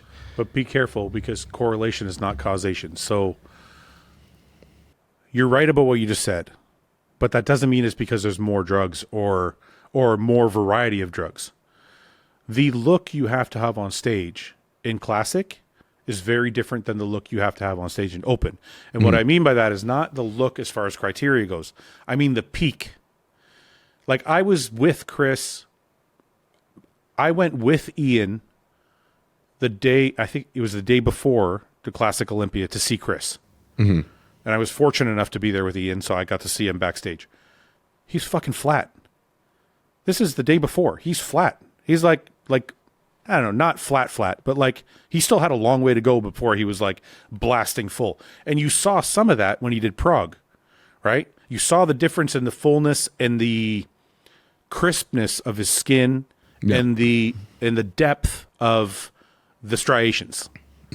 That's the difference between classic and open, and that's not because of drugs.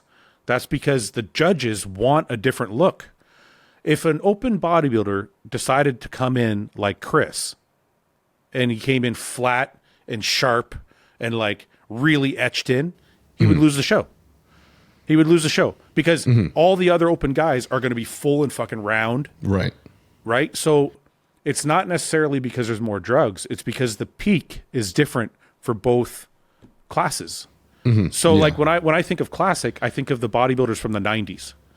If you think of open bodybuilding in the early 90s, 90 to 93, think about the way Kevin Levrone looked on stage. If you want to pull up a picture and your editors can add it here or something, think about the way Flex Wheeler looked or Kevin Levrone looked on stage in 92, 93.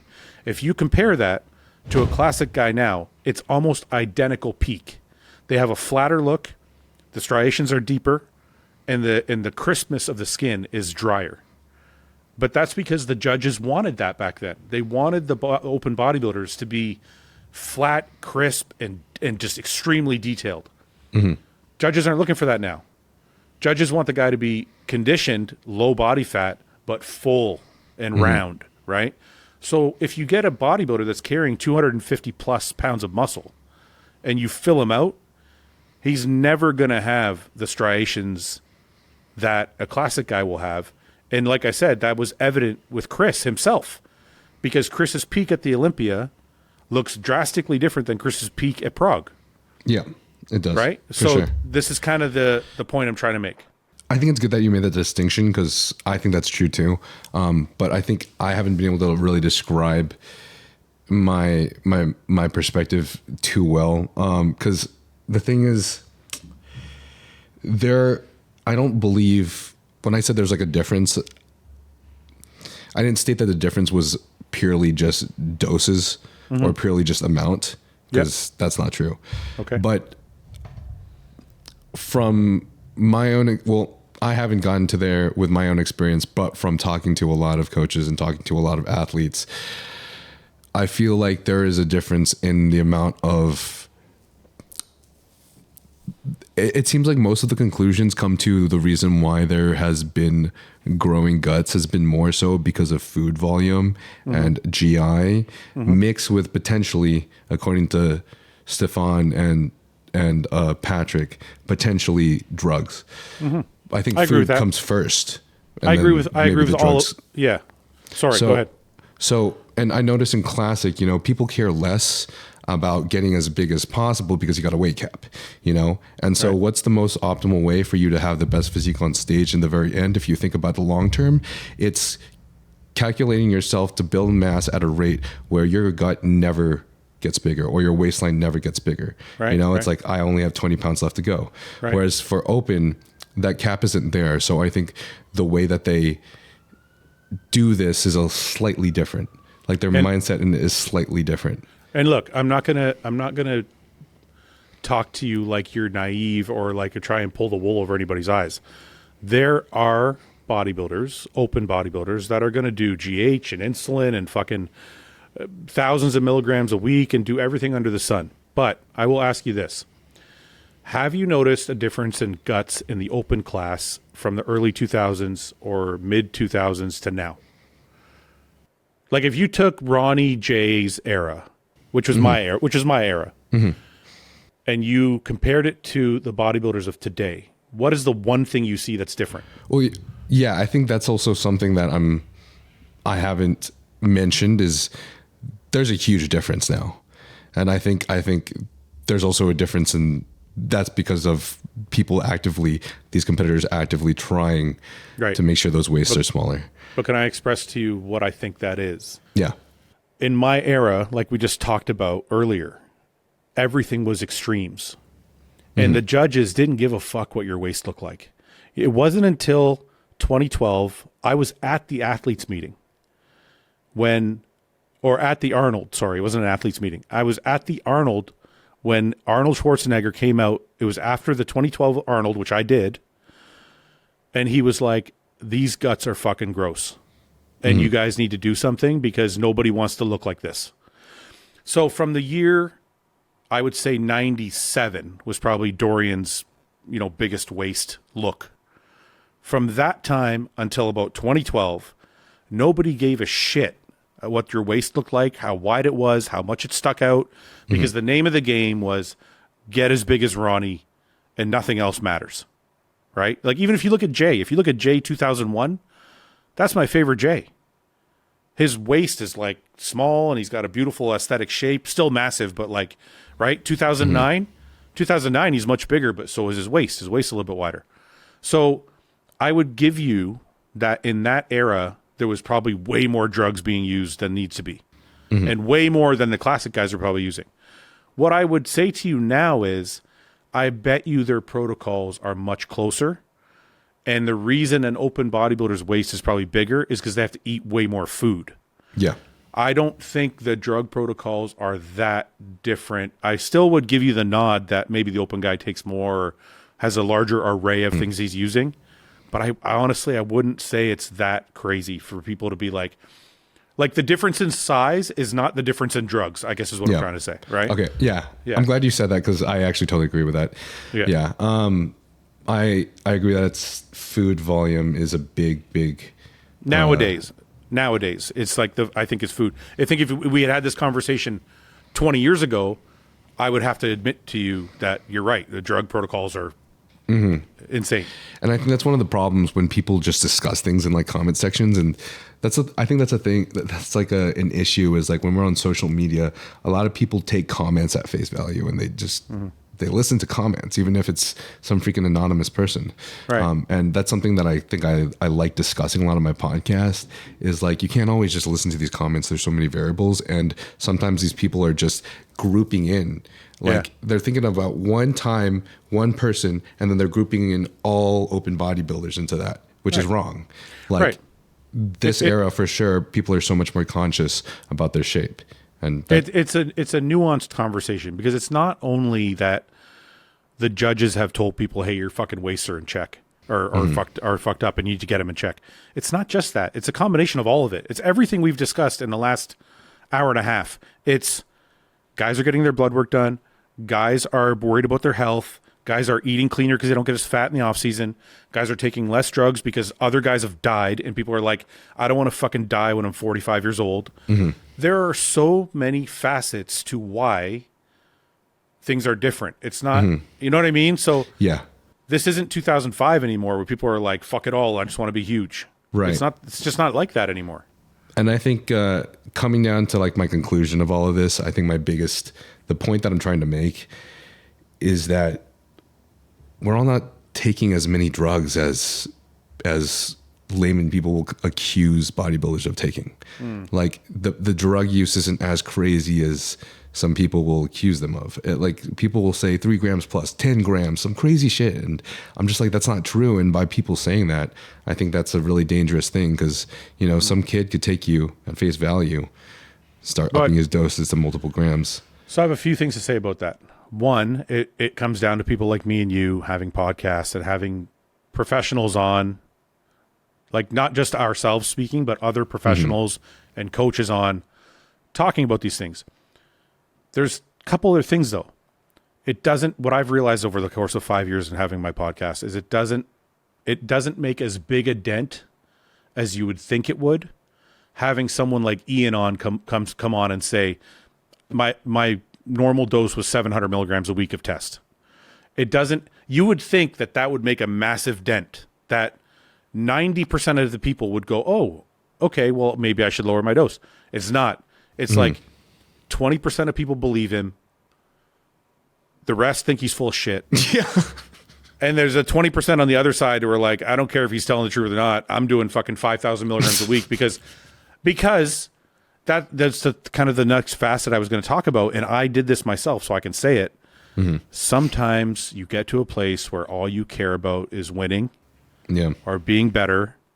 And you're like, that doctor told me to stop. And I was like, I'm not fucking stopping. I don't give a fuck what you say. So I never blame people for not believing. I never blame people for having ambition because I've been there. I think and I never get upset about it because it's hard to believe. Listen, it's hard for a person to sit there and go, well, that guy took way less than I did and I look like shit. Yeah. Like that's hard for people to say. So they have to have a reason, right? Well, his genetics are better, or he's taking way more than he's saying, or they have to come up with these reasons, right? Right. So I don't ever get upset about it anymore. My philosophy is I'm just going to keep saying it, keep talking about it, keep bringing on other people that will talk about it. And eventually maybe that 20 or 30% will turn into 40 or 50 or 60, right? Yeah. It's kind of the same thing I've done with blood work. Like we talk about blood work so much that it's just become part of normal discussion in bodybuilding, right? It's like you see a trend in your blood work too, and you like figure out what might be wrong with you. Right. Hopefully we can all see a trend in all the experts that we're listening to, the people that we can find credibility in, that we believe are telling the truth, and be like, wow, actually, you can be successful without ruining your blood work and blasting your socks off. Right. And something that I say in almost all my podcasts too, which you already mentioned like 30 minutes ago or more, but in my own words, that I think what I would like someone who's viewing the podcast to think of, if they are like that person who listens to Lee Priest saying that he like grew on 400 milligrams of test, and he's like, wow, well, I'm taking 800 and I feel like I look like shit. Yeah. Is like, there's people that are prescribed 100 milligrams of test for TRT. There's also people that are prescribed 200 to 250 milligrams of test for TRT. Right. And sometimes their ranges are in the exact same place. Right. Same thing with any drug, Adderall. Some people aren't even prescribed Adderall because they don't need it. Some people are prescribed 10 milligrams. Some people are prescribed 50. Right. So to compare yourself and say that, especially even just considering how short Lee Priest is, like there's going to be a drastic difference in the dose. So just don't compare it because it literally makes no sense too. Well, the other thing is too, like to touch on that, I know this is a really hard thing for people to grasp, because if I drink a cup of coffee and you drink a cup of coffee, we both got 200 milligrams of caffeine. We should feel exactly the same. That's kind of what we're taught. So it's hard to say to me, you took 200 milligrams and I took 200 milligrams, but it didn't yield the same results for me. Yeah. In my blood work. That's really hard for people to grasp, that 200 milligram shot is going to affect you differently than it might affect me, and might affect differently than a third person. Now, the other aspect of it too that becomes very confusing for people is something Stefan talks about all the time. And I'm sure you've heard the term hyper-responder. Mm-hmm. I didn't know that was a real thing. It is a real thing. And Stefan, boss of Outlaw, the coach of Martin and dozens of other fucking people now, talks about being a hyper-tolerator. And we just talked about it on my podcast today. And what he means by that is how fast your body clears the drug so that you don't get the negative effects of it. So you see some guys out there taking 1,000 milligrams of test a week, and they're fucking riddled with acne. They have gyno. Their liver enzymes are fucked, and their body's just destroyed by 1,000. And then I got fucking friends who've been doing steroids. I got friends who've been doing steroids for 40 fucking years, and their blood work is pristine. Yeah. So there's a thing that Stefan calls a hyper-tolerator, which I agree with wholeheartedly, and that's what you can take in, what your body can tolerate, and what your body expels and gets rid of, and how fast it does it. Because a healthier body is a better body, right? So if I can tolerate Tren, I'm going to look better than you if you can't tolerate it. You see what I'm saying? Yeah. So all these things kind of go into play. So when people say to me, well, I want to be as big as you, what was your test dose? It's fucking irrelevant. It doesn't matter because whatever I took might affect you 100% differently.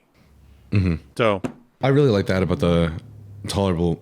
I think we don't talk about genetics enough. And something I've talked about a lot on my podcast that I really enjoy, because I haven't heard a lot of people do this, but I got my raw data from 23andMe and my friend placed into Prometheus, and it gave me a huge rundown on my genetics and my genetic predispositions. Okay. And bro, you'll be like shocked to find, like, I think everybody should, because I don't think these things are very expensive or hard to do and take much time.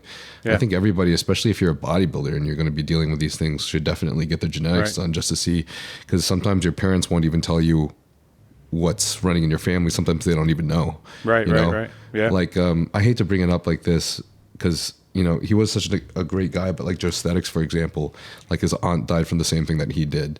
Okay. Makes me wonder, like, if we knew some of these things that run in our genes, I feel like we would be able to take some precautions ahead of time to make sure that those things don't happen. And so, dude, there's just like so many things you'll find in like your genetic data that will like surprise you, because you'll be like, wow, I actually felt this from over 10 years. For example, I felt like I responded higher to higher reps, slightly more than others. I have more type 1 fibers, at least according to my genetics. I'm better as an endurance athlete. That's just one small, simple example. But then there's so much with like my heart, my kidneys, and all these things that are also in there. Yeah. So I mean, there's a couple things I would say about that. One, it's interesting to talk about genetics in these terms, because people usually in the bodybuilding world only talk about genetics in terms of getting big or getting shredded. Like you always see a guy that's like jacked with beautiful symmetry. You're like, oh, look at his genetics, because you're only looking at the genetics of his muscle insertions or muscle volume. Or you'll see a guy that's like peeled out of his fucking mind. You'll be like, oh man, that guy's skin's so thin. Like that's a genetic gift. But nobody ever talks about that guy's been running gear for 20 years and his fucking kidneys are perfect. Like that's also a genetic trait, right? But I also go back to like, you know, the Joesthetics example, and I think to myself, I literally know people that know that they have heart disease in their family and they don't care. So I think it may stop some people where other people might be like, this is what I want to do and I'm going to take the risk. I don't think... I mean, maybe I'm naive, but I don't think anybody starts bodybuilding and starts taking steroids and doesn't understand that there's a risk. But they do it. So either. But they do it anyway. Yeah. Right. So for sure. I am happy though that like with this education, this knowledge, even though you say like people will do it anyways. Yeah. Like if I had this knowledge a long time ago, I would have. Like, I'm going to be straight up honest. Like, I hate to say, like, you know, you should be on all these medications or supplements. But the fact is, if it helps you without hurting you, then you should probably do whatever you know will at least help you in the long run, I think. And, you know, I would have been on astragalus route. I would have been on ezetimibe. I would have monitored my blood pressure every day when I didn't.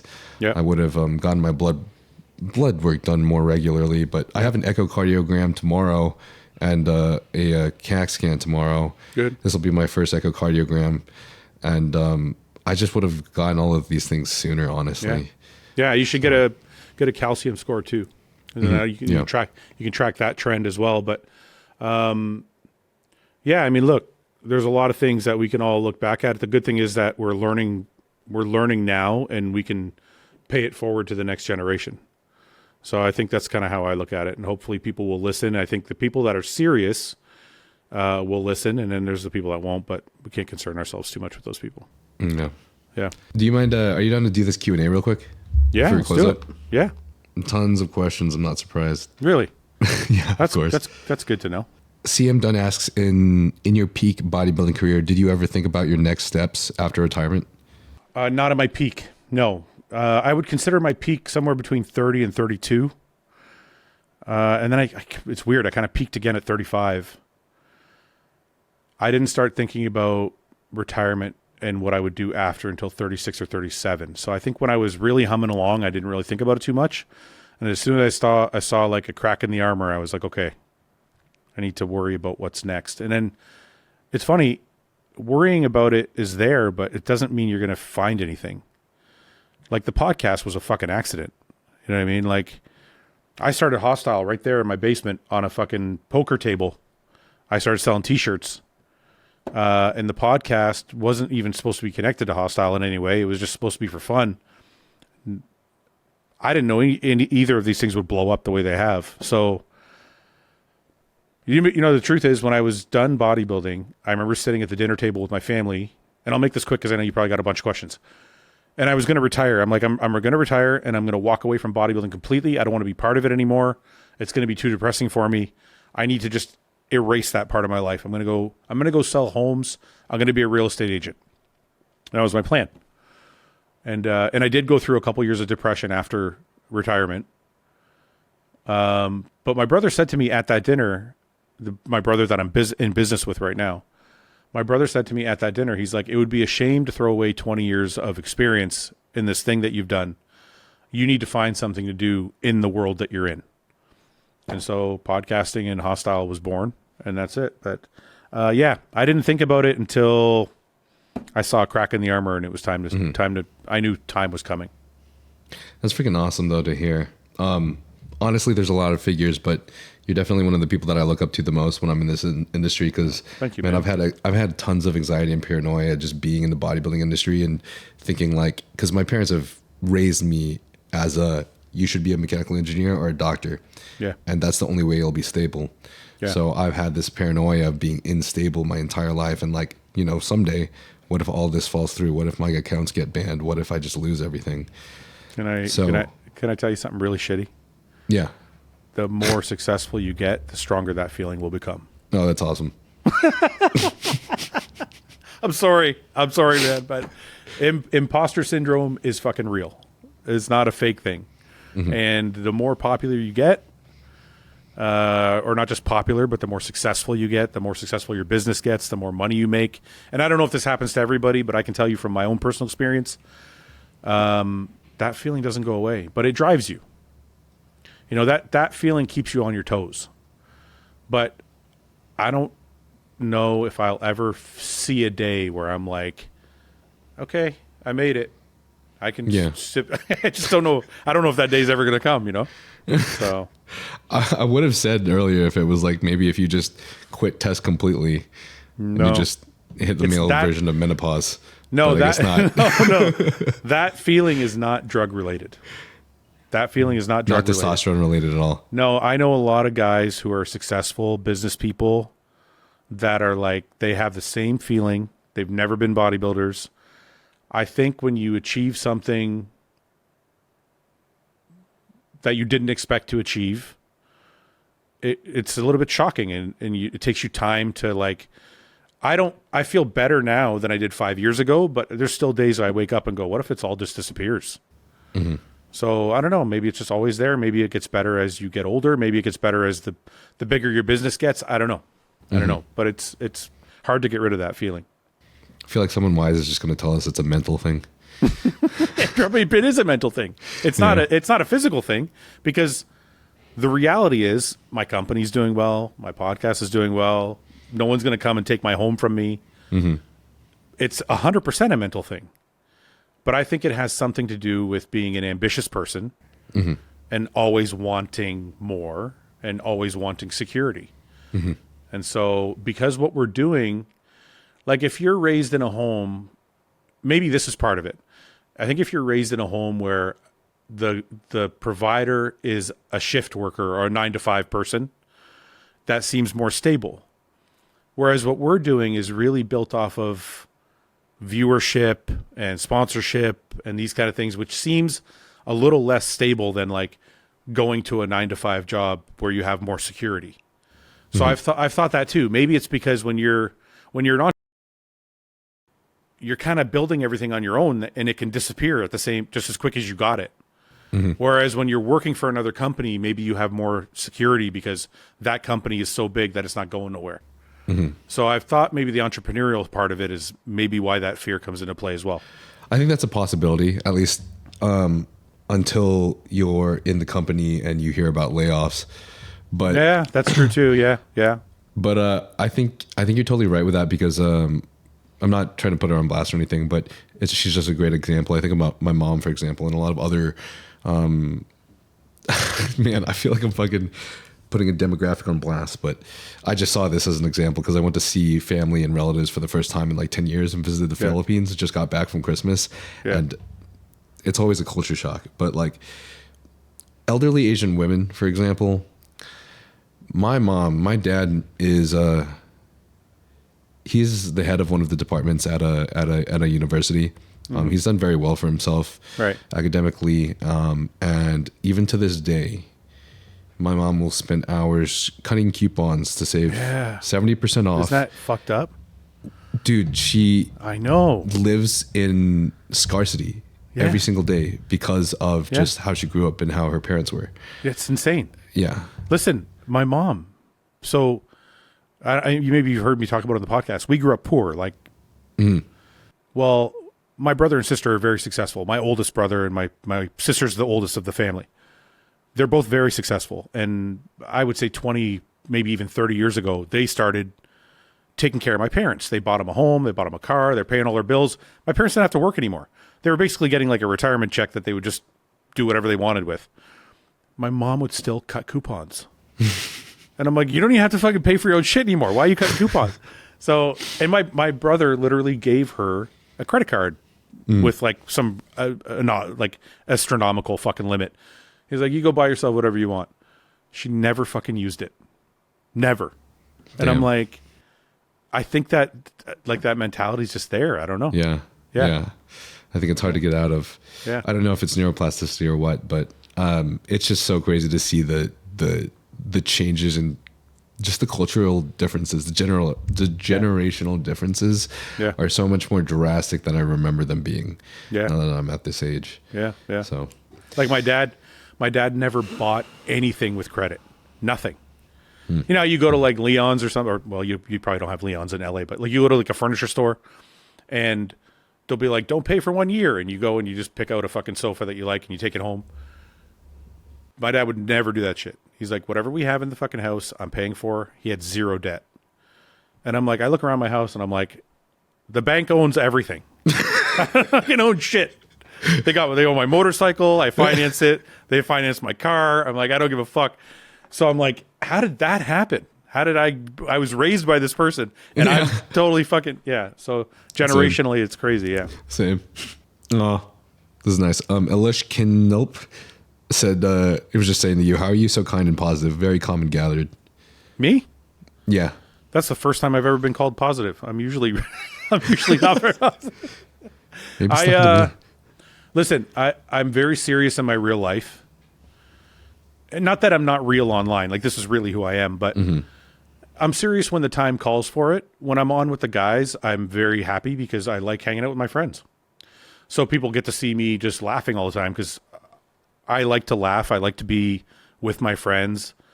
I do some stuff alone, like ride my motorcycle and shit. But for the most part, if I have the choice of doing something with someone or doing it by myself, I'd rather hang out with my friends. Yeah. No, I think it makes life that much more fun. Yeah. I do feel a little bit sorry for Ian sometimes, though, when I'm listening to your podcast. Why? Because I argue with him all the time? Why do you feel sorry for him? Because he gets argued with all the time? He wins all the arguments. Don't feel sorry for him. That motherfucker lives to argue, and he's good at it. Yeah. That's funny. Nivea for the Soul asks, best workout split and macro split. The one that you love. I know that's a really shitty answer, but okay. If I'm going to give you my favorite answer, I think a bro split is best. Only because you can really devote the time you need to each body part and give them enough recovery that you can really get into a groove.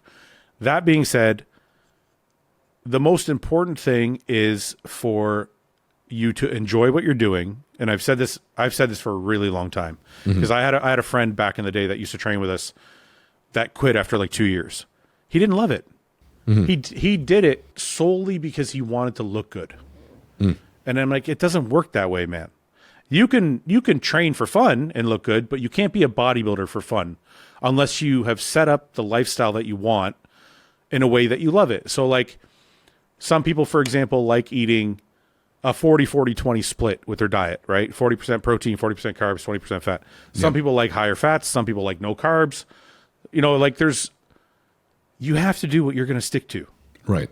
Right. Like if somebody said to me, hey, I want you to do push-pull legs for the rest of your life, I'm going to be like, I quit. I don't want to do it anymore. That's not fun for me. Or if somebody said to me, hey, you got to do a 4-second negative and a 4-second positive on every rep. I'm like, I'm out. Not for me. Sorry. So you gotta do what you like, and that's all there is to it. Like when I see science guys train and they're training slow and methodical, I know it works. I know they're right. But my training is emotional. When I go to the gym, I'm releasing some type of anger, frustration. Maybe I'm happy, but it's a very emotional experience for me. I'm not timing, I got to take a 1-minute break between sets and I got to do a 4-second negative and I don't have a logbook. I go in there to train to have fun. And that's why I still do it 25 years later. Yeah. Yeah. So I think go ahead. I agree. I think that's the best route of action. And I think the thing that's fun that people don't think about is, like you, for example, that's what you enjoy the most. Right. I'm a little bit like, I'm kind of in the middle, I'd say. And there's also people that enjoy the most the logbook and the writing. Logbook. Yeah. They enjoy that. They derive dopamine from it. They get a lot of I remember having Jordan Peters on my podcast, and he literally said to me, I don't care if my logbook goes up 1 pound. He had 1 pound plates or half-pound plates or something like that. He goes, I don't care if my logbook goes up 1 pound. If it does, that means I won that week. So he's totally driven by this solely scientific approach, whereas I'm the exact opposite. But I don't think, and there was a period of time in my life where I would have been like, that guy's stupid, or that thing is stupid, or that technique is stupid. It's funny when you do something for long enough, you start to realize that they all have their place. Yep. And everybody should do what they enjoy, because all roads lead to the same fucking ending. I've seen bodybuilders with shit form become Mr. Olympias. I've seen bodybuilders with high volume become Mr. Olympias. I've seen bodybuilders with low volume become Mr. Olympias. You know what I mean? It's like, just do what you love. Right. Just do it. Just do it hard, right? Do what you love, but do it with some real fucking intent, and you'll see results.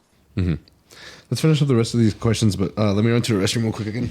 Sometimes I'm like paranoid if there's something going on with my kidneys because I pee so freaking often, and I can't tell if it's just like I just drink so much water or not. When was the last blood work you got done?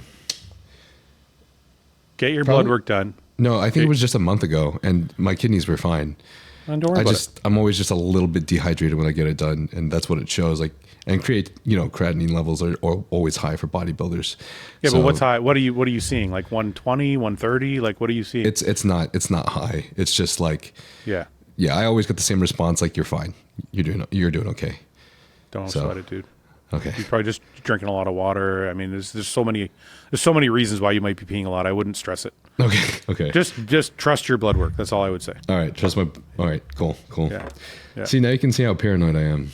Yeah, it's okay. It's better to be being a bodybuilder. It's better to be paranoid than not care at all. True. Right? Yeah. Going off the whole macro split and how every you should do what works best for you. I remember you saying on one of your podcasts about how I think maybe you did this with John, where you actually tried a higher fat diet, and that seemed to work better for you. Loved it. I loved it, and I don't know. And look, this is a personal thing. Sometimes, if I do a higher carb diet, I get really bloated. And now, I got to tell you, when I started working with John, I was 34 years old. So this is already 14 or 15 years into my bodybuilding career. So I had already kind of developed like digestive issues. So anytime I ate carbs, I would get bloated.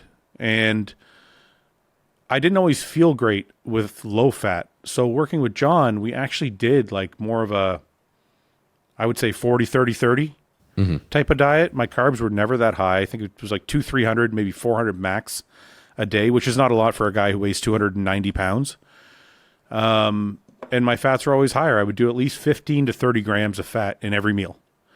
So, and that's not including the fats from like the steak or whatever I'm eating. I'm talking about added fats, like either an avocado or peanut butter or olive oil. And I felt incredible. And I think people make this mistake all the time. I just talked to, I had Matt Grego on my podcast. And Matt was telling me that his first prep with Chris was very difficult because they did no fat. And he said this prep, they've added in fats and he feels incredible. And I think people forget sometimes that a lot of your natural physiological responses depend on your fat levels. So if you're on, like when I hear somebody like Roman, for example, Roman does like, it's just fucking fat and it's just carbs and protein. He'll do like 900,000 grams of carbs a day and protein. And that's, I think Martin does something similar to that too. Oh no, he adds in some avocado. But I know Roman is a very, very low fat guy. And to me, that would just wreck me. Yeah, I couldn't, same. My mental state would be horrible. I would have a lot of this all day long, right? I would eat and feel good. The carbs would wear off and I would crash. The fats, I feel like, keep me pretty level throughout the day. I can agree with that a lot too. And I've seen, I'll see people that just react a lot better with higher carbs, people that just feel a lot better with higher fats. And I think I'm just like you. I feel a lot better with a slightly higher fat intake. Yeah. Whereas, I mean, I don't know. You know the orange box of cream of rice? You know the Uncle, I don't know if it's Uncle Pat. I don't know what anyway, the orange box of cream of rice, the tradition, the original one. I still use that. And one serving is 45 grams, not 45 grams of carbs, 45 grams of weight. It's literally like nothing. I eat that, I'm fine. If I do 2 servings, which is 90 grams, I'm bloated. So it's like, I'm very sensitive to carbs, I think. So I prefer a higher fat diet. This is also a little bit of a generalization, but I saw there is some similarities amongst ethnicities. Yeah, but it seems like I feel like it's Arab, been seen Middle more Eastern? commonly. Yeah, like Arab, Middle Eastern, like darker, like browner skinned or darker skinned tend to have and share that commonality. Whereas like you'll see a lot of white people who can eat tons of carbs and it doesn't affect them in the same way. If it's upbringing, then that would make sense because a lot of our food has a lot of olive oil in it, and a lot of meat. Like there's a lot of red meat, a lot of lamb, which is high in fat. So I don't know if upbringing has anything to do with it or just genetics in general. I don't know, but it makes sense. Zero Wondering asks how to make money as a bodybuilder. You always have good info on this. I have a video on my YouTube channel that I broke down in detail. That has a ton of views for anybody who wants to go watch it. But other than that, I'll try and break down quickly here for those who don't want to go watch it. You have to have your hands in a lot of jars. You're not going to make bodybuilding is not the job for somebody who wants safety and security. Bodybuilding is unless you're a phenom, right? If you're Samson Dauda, great. You just won the fucking Arnold. You won the Olympia. You got $1 million. You're cool, right? For the average bodybuilder, you got to have your hands in a lot of cookie jars or have a lot of pots on the stove, whatever analogy you want to use, because you can make a lot of money coaching, right? You can be a coach and make a lot of money, but coaching might take time away from your competitive nature. So you might not be able to coach as many clients as you want. You might only be able to coach 30, which will make you some money, but it's not going to make you a living. So then you're like, okay, well, if I start a YouTube channel, I can make $1,000, a couple $1,000s a month. That'll help supplement your income. If I have a contract, if I'm good enough on stage, that might pay me $1,000, $2,000, $3,000. So if you want to make 10 or 20 grand a month, unless you focus in 100% on one facet, and even then, even if you do, you might not, you need to have multiple income streams. And there are in bodybuilding, there are a ton, right? Coaching, you can sell t-shirts, you can sell merchandise, you can do YouTube and social media, like getting sponsorships there. And now, especially sponsorships are different. Back in the day, if you got a sponsorship as a bodybuilder, you were allowed one sponsorship.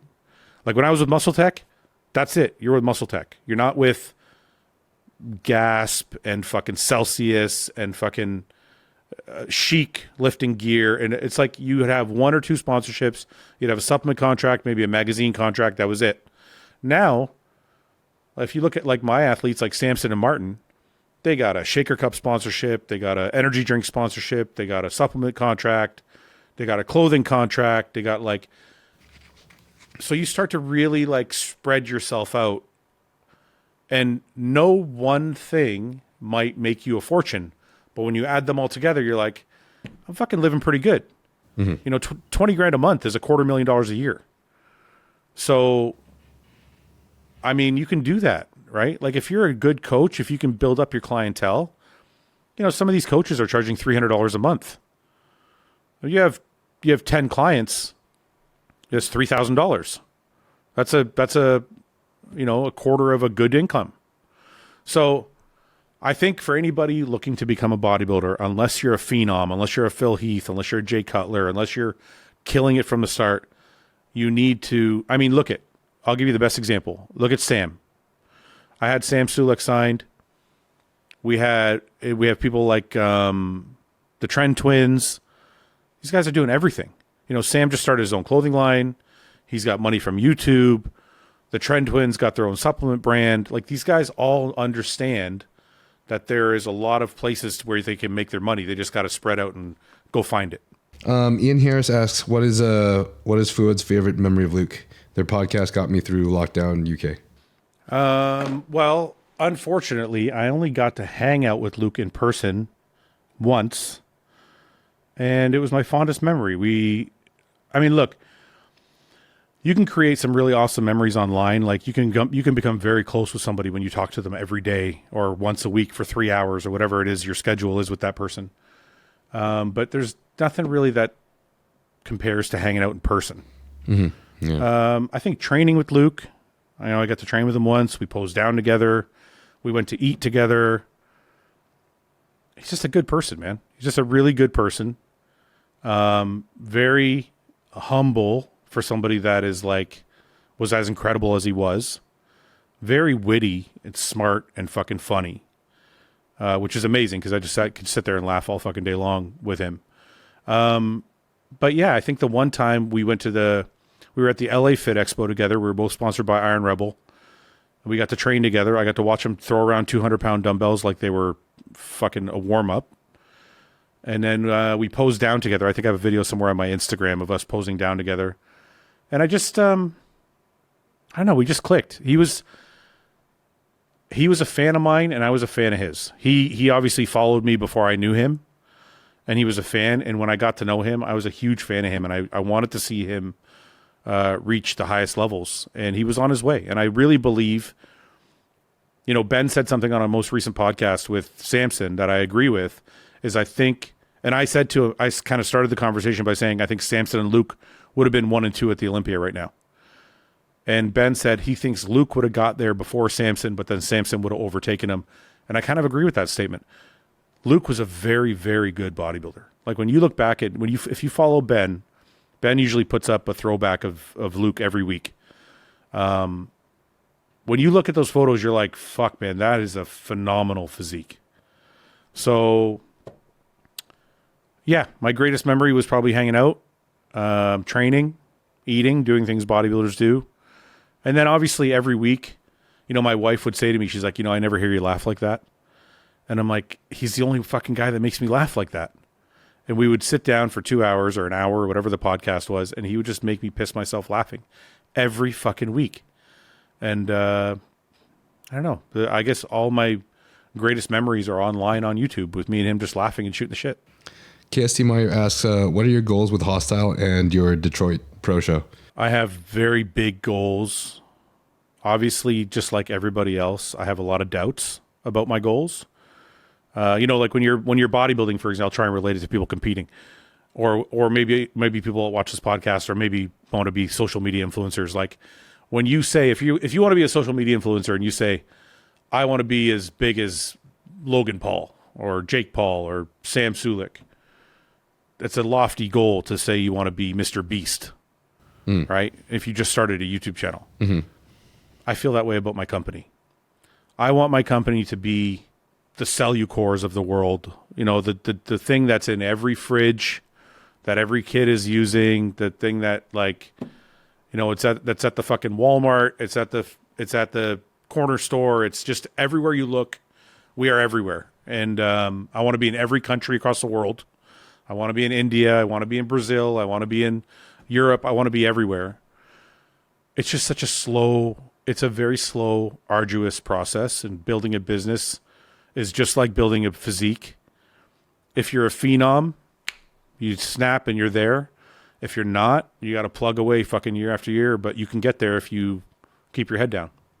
So that's what I'm doing. I know my company is not the phenom company that just like 2 years in, we're fucking the biggest company in the fucking world. We have a lot of popularity. A lot of people know who Hostile is, which is great.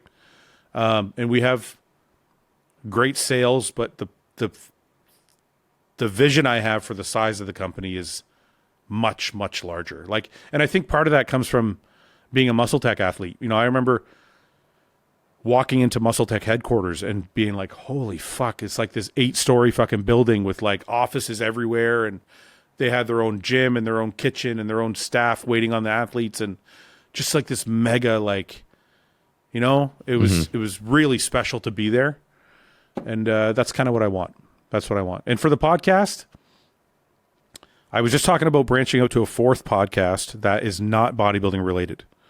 My goal ultimately is to move to a city that is more of a hub where I can fly people in and sit down and do in-person podcasts and really make it something special, and not do virtual podcasts the way I do now in 720p. I'd like to eventually get to 4K real life. So that'll be huge. Yeah, it's got to be LA or Austin. I think those are two really great. I really like Texas. I've been to Texas a number of times now. I've been to Houston, I've been to San Antonio, I've been to Austin, I've been to Dallas, Fort Worth. Like, everywhere I go, I'm like, I could live here. Nice. You know? Yeah. Nice, I like it there. Yeah. As much as I give it shit, I mean, you know, I lived there for 12 years, so yeah. I mean, aside from it being racist, I liked it. So it's just really fucking hot. Listen, I like California, but I only like Northern California. I can't live in LA. Like, I visited a friend in Sacramento. Yeah. And the riding up there is beautiful because I like motorcycle riding is my number one thing. Yeah. I just don't think I can live in LA. It's so busy and like it's insane. Bro, LA is really rough to adapt to. It's really, really, really hard. And most people most people come here and they're like, yeah, I don't want to be here, and they leave. Okay. So yeah, well, I mean, like, Toronto is a small dot compared to LA, and I fucking hate Toronto. So I know I can't live in LA. It's just too much. Yeah. It's too much for me. Yeah. Duardoisco. Man, I'm so shit at this. Duar asks, he's always around annoying drama. How does he personally deal with the controversies? Oh, it's so crazy. People think it's like me causing the drama, and I'm like, I'm not fucking doing anything. I'm just trying to run my company and do my podcast, and this shit fucking finds me. And I'm like, you know what it is? I'm going to tell you the truth. So I think because the company blew up and the podcast blew up in popularity, maybe it rubbed a couple people the wrong way. And people watching who follow me will know who those people are. But there's a few people in my life, in my bodybuilding, my post-bodybuilding career, I can probably think of 3 people who have gone out of their way to spin any story that's hostile related in a negative fashion. And like you said, people read comments and people believe them. They don't know the truth. They don't know what's real. Like, you know, stories like, oh, he only paid Sam $2,000 a month. False. Or they're like, oh, he wouldn't let Sam go on other podcasts, is also false. Like, everything, all of these stories and bullshit things that you see, they're false. But it's like, you get a few guys that have a YouTube channel or a prominent YouTube or a prominent social media page, and if they go out of their way to attack you, if they have enough people following them, eventually those people are going to start to believe the bullshit. And I think what I've learned over time is I'm not focused on the people who don't care about me or like me or support me. I'm focused on the people who do. I know I have a very large fan base that watches the podcast. I know they like watching it. I focus on those people. I know we have a very great, loyal customer base for Hostile. I focus on those people. I think when you start focusing on the negative people, you've already lost. Yeah. If all of your day is spent focusing on the drama, which I've been guilty of, because you always want to defend yourself. If your days are spent that way, then you're losing. If you're defending, you're losing. I remember, I don't know if you know who Chael Sonnen is, but I remember watching a Chael Sonnen YouTube video. He's talking about it, and he was talking about politics. And he said, if you're defending, you're losing. And it stuck in my head, and I'm like, he's fucking right. Because if you're defending, that means you think you did something wrong. So I try just to ignore it at this point. People are going to make videos. People are going to talk. I think it's gotten to the point now where people see through it. So I just let it go. I don't partake in any of the bullshit. Yeah. I think it's a hard line between Joe Rogan's ghost and post and like trying to be interactive with your audience. I think it's just a hard line to I can't ignore listen, that stuff. I don't think Joe Rogan's wrong, but I also don't have Joe Rogan's fan base. So it would be impossible for Joe Rogan to stay in contact with his fan base because he's got millions and millions of people watching every podcast and hundreds of thousands commenting, right? I got 1,000 comments. I can breeze through 100 of those every day. And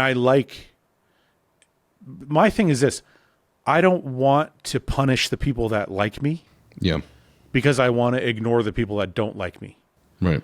So what I decided to do is I read through, and if I see an asshole comment, I just delete the guy and I block him. And I'm like, I don't give a fuck.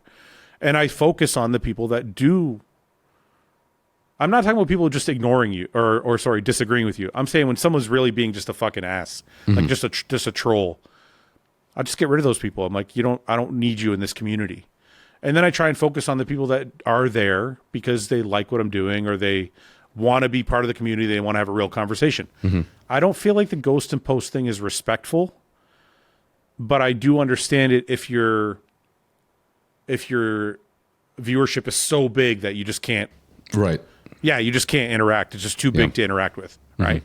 So I think that's my kind of philosophy on it. As long as I can manage to get back to some people, then I want to try to.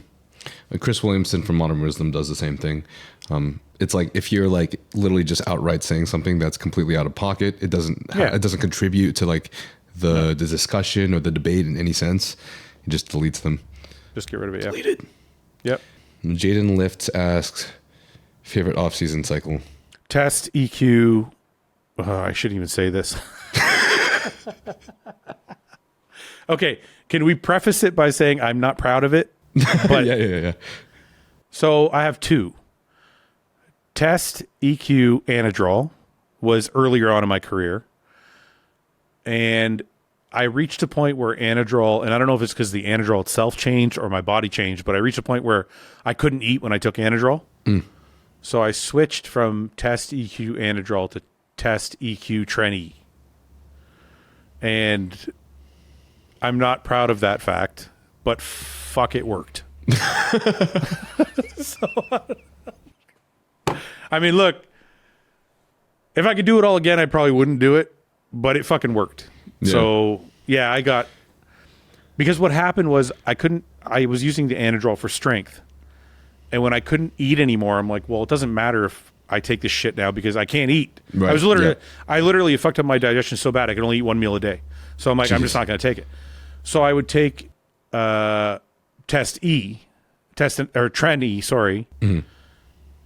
because I wanted the strength gains from it, because I couldn't get the strength gains from the Anadrol anymore. Is that a great philosophy? Probably not. I don't think anybody should do that. But I did like the way it felt. Josiba Ibarra. This is kind of funny. Joseba's a big fan. Okay, yeah, you know him. Yeah, he gave me shit for actually saying your name wrong on my other podcasts. My fans are loyal. I got to give it to them. They are.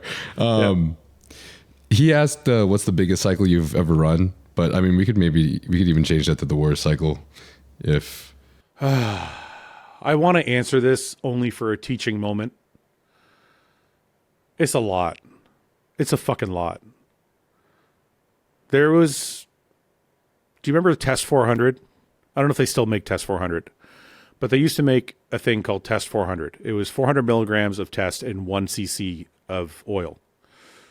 And one year I said, you know what? I'm going to just test this shit out and see what it feels like.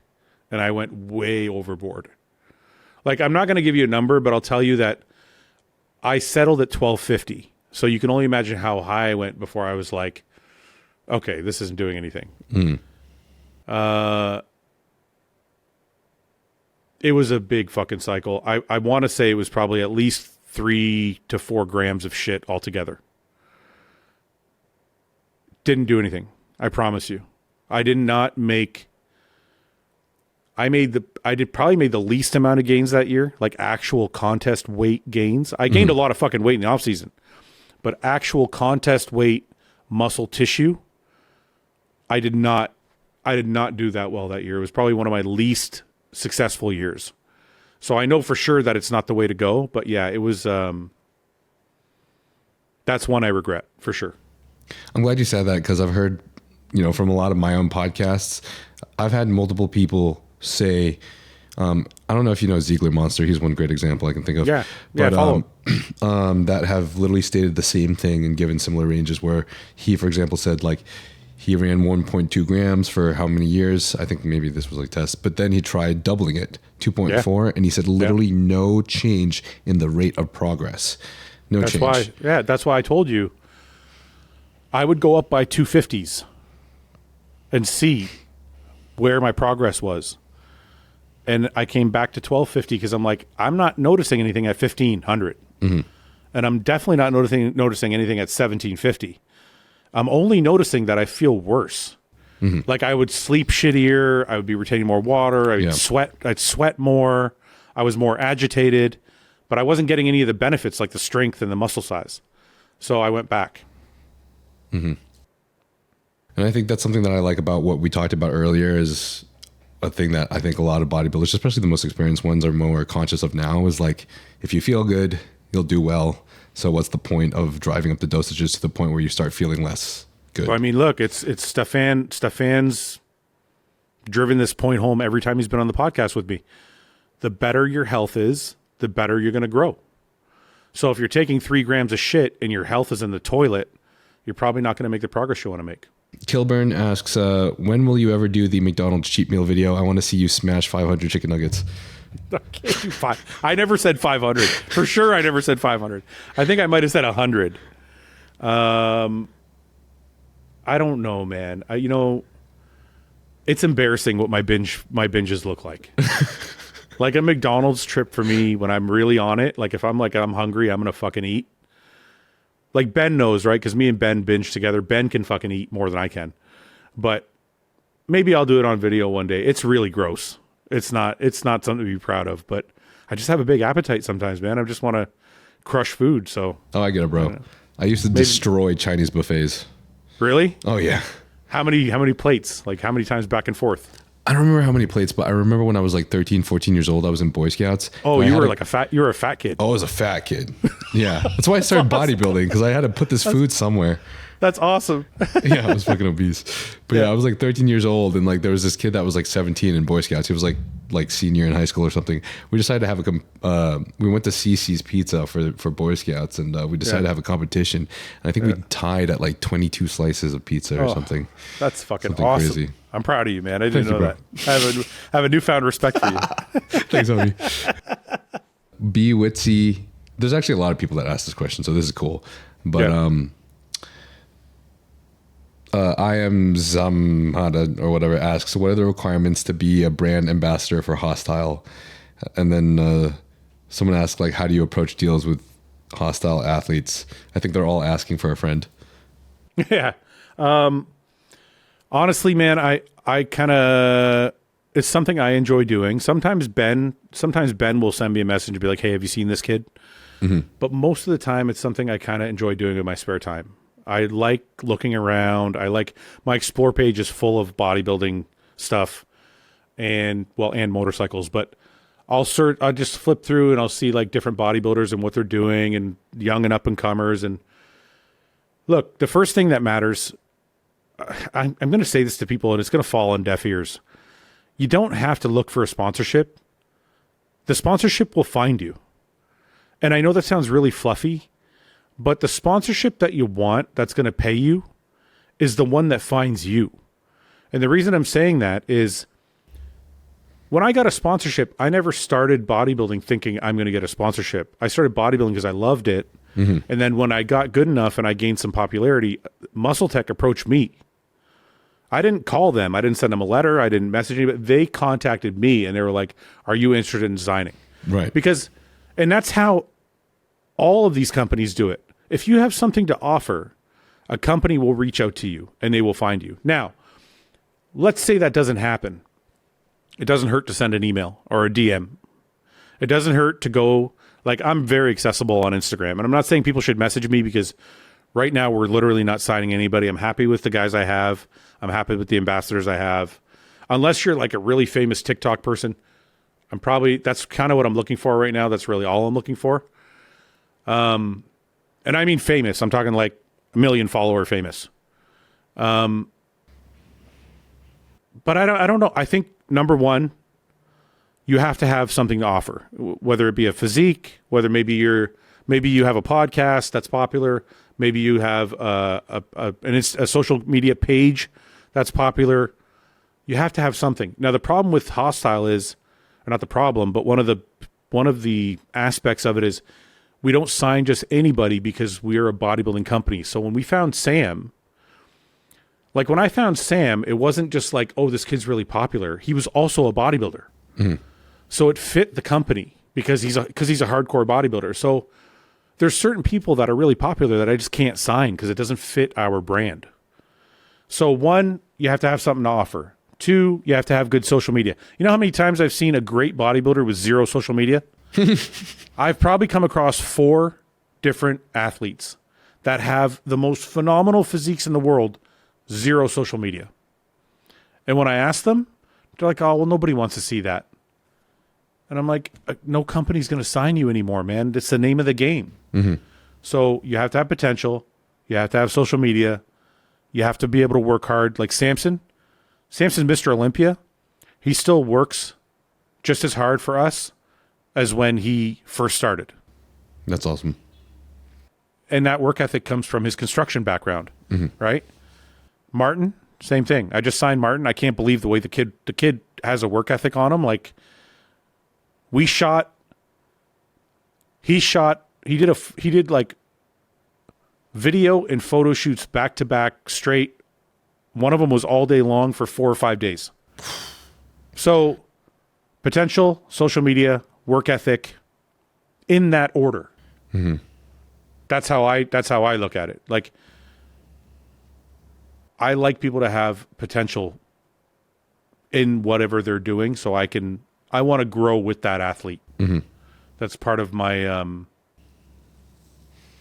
part of what I like about our companies. Like, we got Samson. Nobody even knew who the fuck Samson was. You know, he was still placing outside the top 5 in some shows. And what got me was his potential because of his physique. And then I saw his work ethic because he was at a show in Korea. I don't know if you know this story, but it was during COVID. And when he arrived in Korea, he had to quarantine for 2 weeks before he could go to the gym. This fucking guy's in his room, jogging on the spot, doing handstand military press against the wall to try and get a workout in. Yeah. And I'm watching this shit as he's posting it online, and I'm going, this is the work ethic I want. Yeah. So I had to have him. I'm like, the potential of his physique plus that work ethic, this is a winning combination. Yeah. And then turns out he's Mr. Olympia. So it's almost like a neuroticism. I remember doing that during COVID too. Like when we were quarantined, I would like backpack, but put random shit in my backpack. We all did it. We all did it. But a guy travels to Korea knowing he's going to have to quarantine. I think he was 3 weeks or 4 weeks out from the show. So he knows he's going to have to quarantine at the most crucial time of a prep. Goes anyways because he wants to qualify for the Olympia.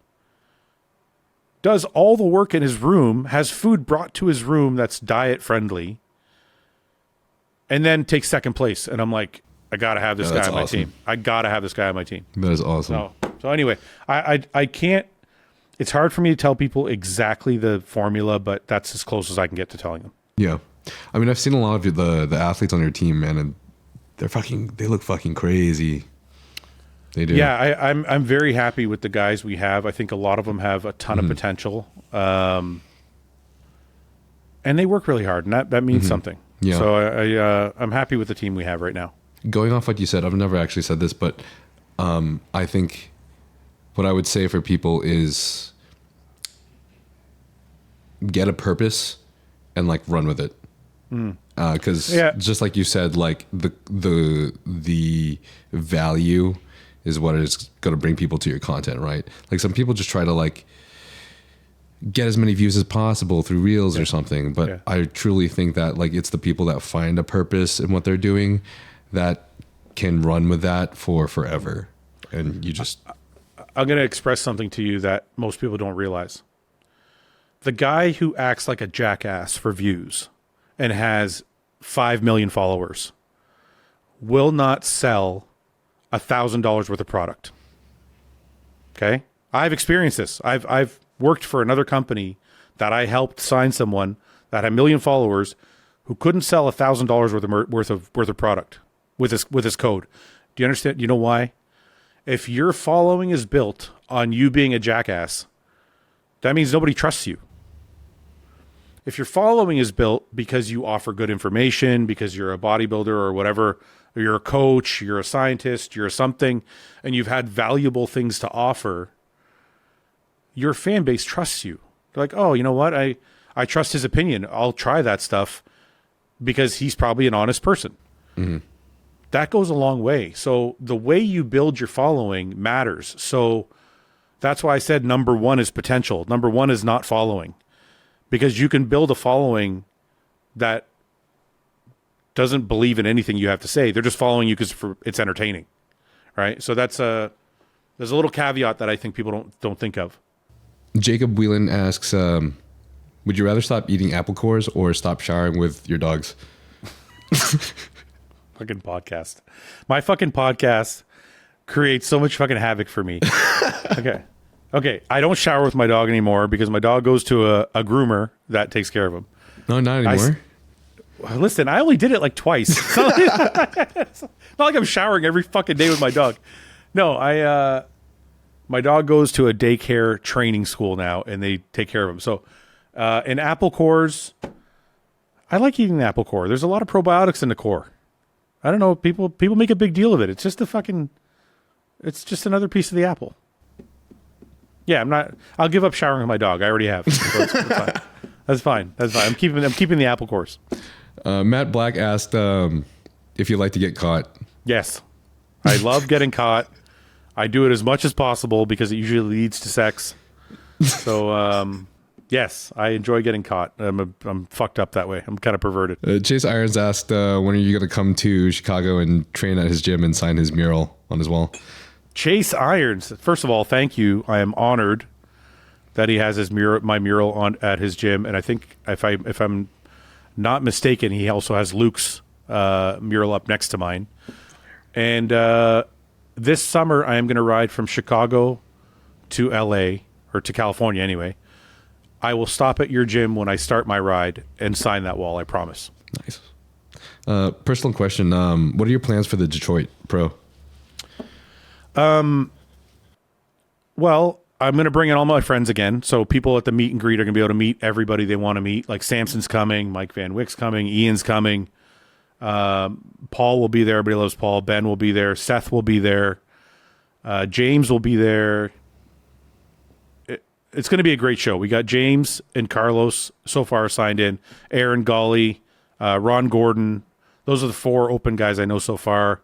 We got some classic guys coming. A lot of guys are on the maybe fence right now that could make it an even better show. But we're putting a lot into it, man. I think we're doing classic this year for the open, for the pros. So it's not just an open bodybuilding show anymore. We've added classic. And we added the fit model division for the NPC. I don't know how that's going to go. Yeah. I don't know how many people want to do fit model, but I think as a promoter, it's important to offer the class and see who wants to do it.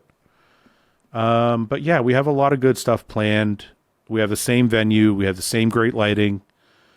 And we're not too far after the Arnold, so I want to see how many guys from the Arnold I can get to come do the show. But It's going to be a really good time, and we're going to try and correct any errors we made last year. There was one error I think we made last year that I really want to correct, and that was we had VIP tickets, but we didn't have VIP seating. And that seems like it's such an easy thing to figure out, and I just didn't really plan for it properly. Mm-hmm. So this year, VIP tickets will have VIP seating, and they'll have entry to the auditorium first. And it's just little things like this. Oh, and one more thing. I'm trying to do a free live stream for everybody. We made a little bit of money on the live stream last year, but I don't think it's worth it. I think I would rather have, instead of having 5,000 people watch the show because they don't want to spend the money, I'd rather have 40,000 people watch the show. So I want to do a free live stream. I'm working with the live stream people to figure out how I do that on my YouTube channel. So hopefully, if I can figure out the logistics of it, the Detroit Pro will be live streamed free at Fouad Abiad Media YouTube channel. Or that'd be awesome. Yeah. So I figure, because I have 300,000 subscribers or more or whatever, I figure if I can get a certain number of those people to watch the show, that a lot more people will be able to experience bodybuilding than just getting the 4,000 or 5,000 people that want to pay for a live stream. Maybe some not hardcore fans will watch just to see what it's about. So I kind of want to open it up to everybody and forego the few $1,000s that I'm going to make or that we're going to make and just open it so everybody can watch. Yeah, I think that'd be really cool. Yeah, and I think sorry, one more thing. Just during the live stream, I want to have Seth and Ian doing commentary. I might jump in on that too. So there'll be some familiar voices for the people watching from the podcast crossing over to watch the show. Nice. Yeah. Is Paul going to be a judge for that? No, Paul's a promoter, and I think there's a rule against that. So Paul won't be judging. He'll be walking around with me, shaking hands and making sure everything's running smoothly. Gotcha. Cool. So many. You can ask it. Go ahead. There's just so many shower with your dog questions. Fucking podcast. That podcast took me from, what's funny? The podcast it took me from a really serious, angry bodybuilder to people seeing me more as this joking, goofy. It does that for a lot of people. When Nick Walker signed with me, Nick Walker got on the podcast, and I got so many messages from people that were like, I thought Nick was an asshole. I thought he was a mutant. I thought he was just like a meathead. Yeah. He's so funny. I love him. I think that's one of my most unintentional benefits of the podcast, is just it showing people the lighter side of all of us. Yeah, who you guys really, really are. Yeah, I just don't want to deal with the shower dog jokes anymore. Incoming more of those. Oh, great. Mohammed, IFBB Pro, asks, how's the best coach at the moment, in your opinion, except Samson's coach? I really like Stefan and Patrick. Same. I really... There is a quiet confidence that they both have, that if I was an athlete, that's what I want out of my coach. Yeah. The worst thing you can have in a coach is a coach that's unsure of himself. Mm-hmm. So if I had to pick anybody... and look, Mel's a great coach, but I don't know how, Mel is a great coach for Samson. I don't know how, every coach is good for a certain person. Not every coach is good with every other person. I would have to go with Stefan or Patrick just because of the breadth of people that they've coached. Yeah. That all have a very, have all excelled in their own way, I guess. Yeah. Right. So yeah. I think Mel deserves credit for doing what she's done with Samson. I think Ben has done some good things with Hunter. I think someone like Justin Compton, Justin Harris, obviously Matt Jansen when he was more focused. There's a lot of, obviously Hani's at the top of the list. But I think honestly lately the two guys I would put at the very top right now, not at the very top because Hani's going to always be at the very top, but I think the two guys that are most sought after right now are probably Stefan and Patrick. Cool. Yeah. I really enjoyed talking to Justin Harris as well. Very, very smart individual. Honestly, what? Another underrated coach? Chris Tuttle. Chris Tuttle is one of the smartest, most moderate in his approach, but still very, very successful. So like you don't get a lot of extremes, but he's also very health conscious. Like Chris Tuttle's a very good coach as well. I forgot to mention him. I'm sure I'm forgetting oh, you know who else I like is Cameron Cheek. Every time Cameron Cheek posts an athlete and I see them, they're fucking peeled. Yeah. So there's a lot of big names, but Stefan and Patrick probably. You might as well just say every coach now.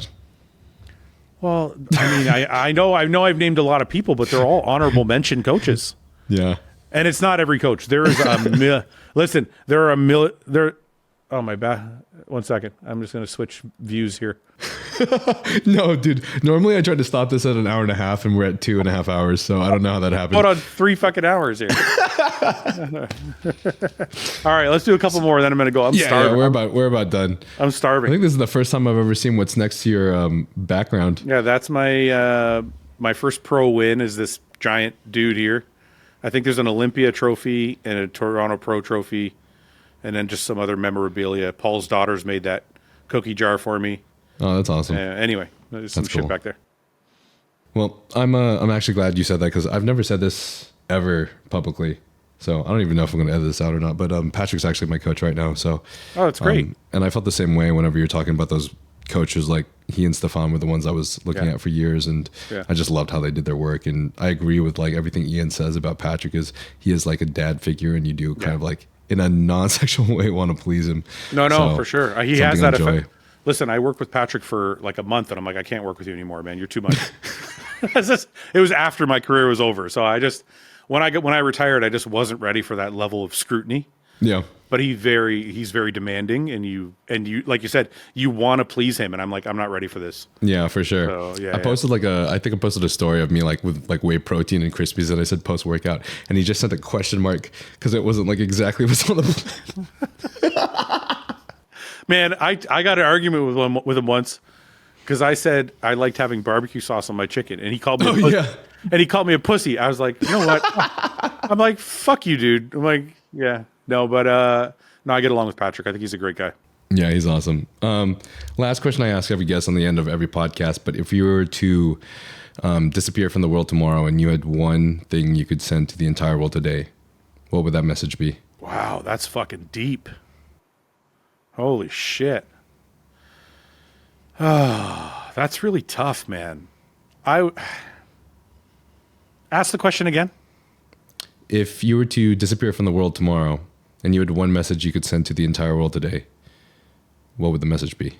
I don't know, man. This answer would probably change with every year of my life.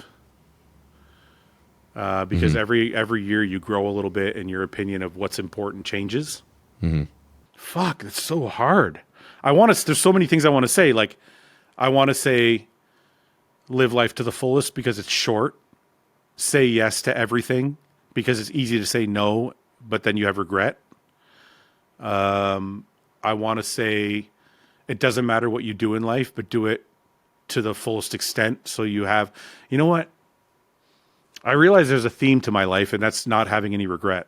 I don't know. I think the message I'd want to give people that is something I wish I would have lived my life in that way is just to live life to the fullest, be as present as possible, and learn to enjoy the good moments and not focus on the bad moments, because the bad moments are only for a short time and there's always something positive around the corner. I guess. That's a really tough question. It's, you know what? That's not an on the spot question. That's like I had to like sit down and like really like think about that one. I think that was a great answer though. Yeah. I mean, that was a perfect answer.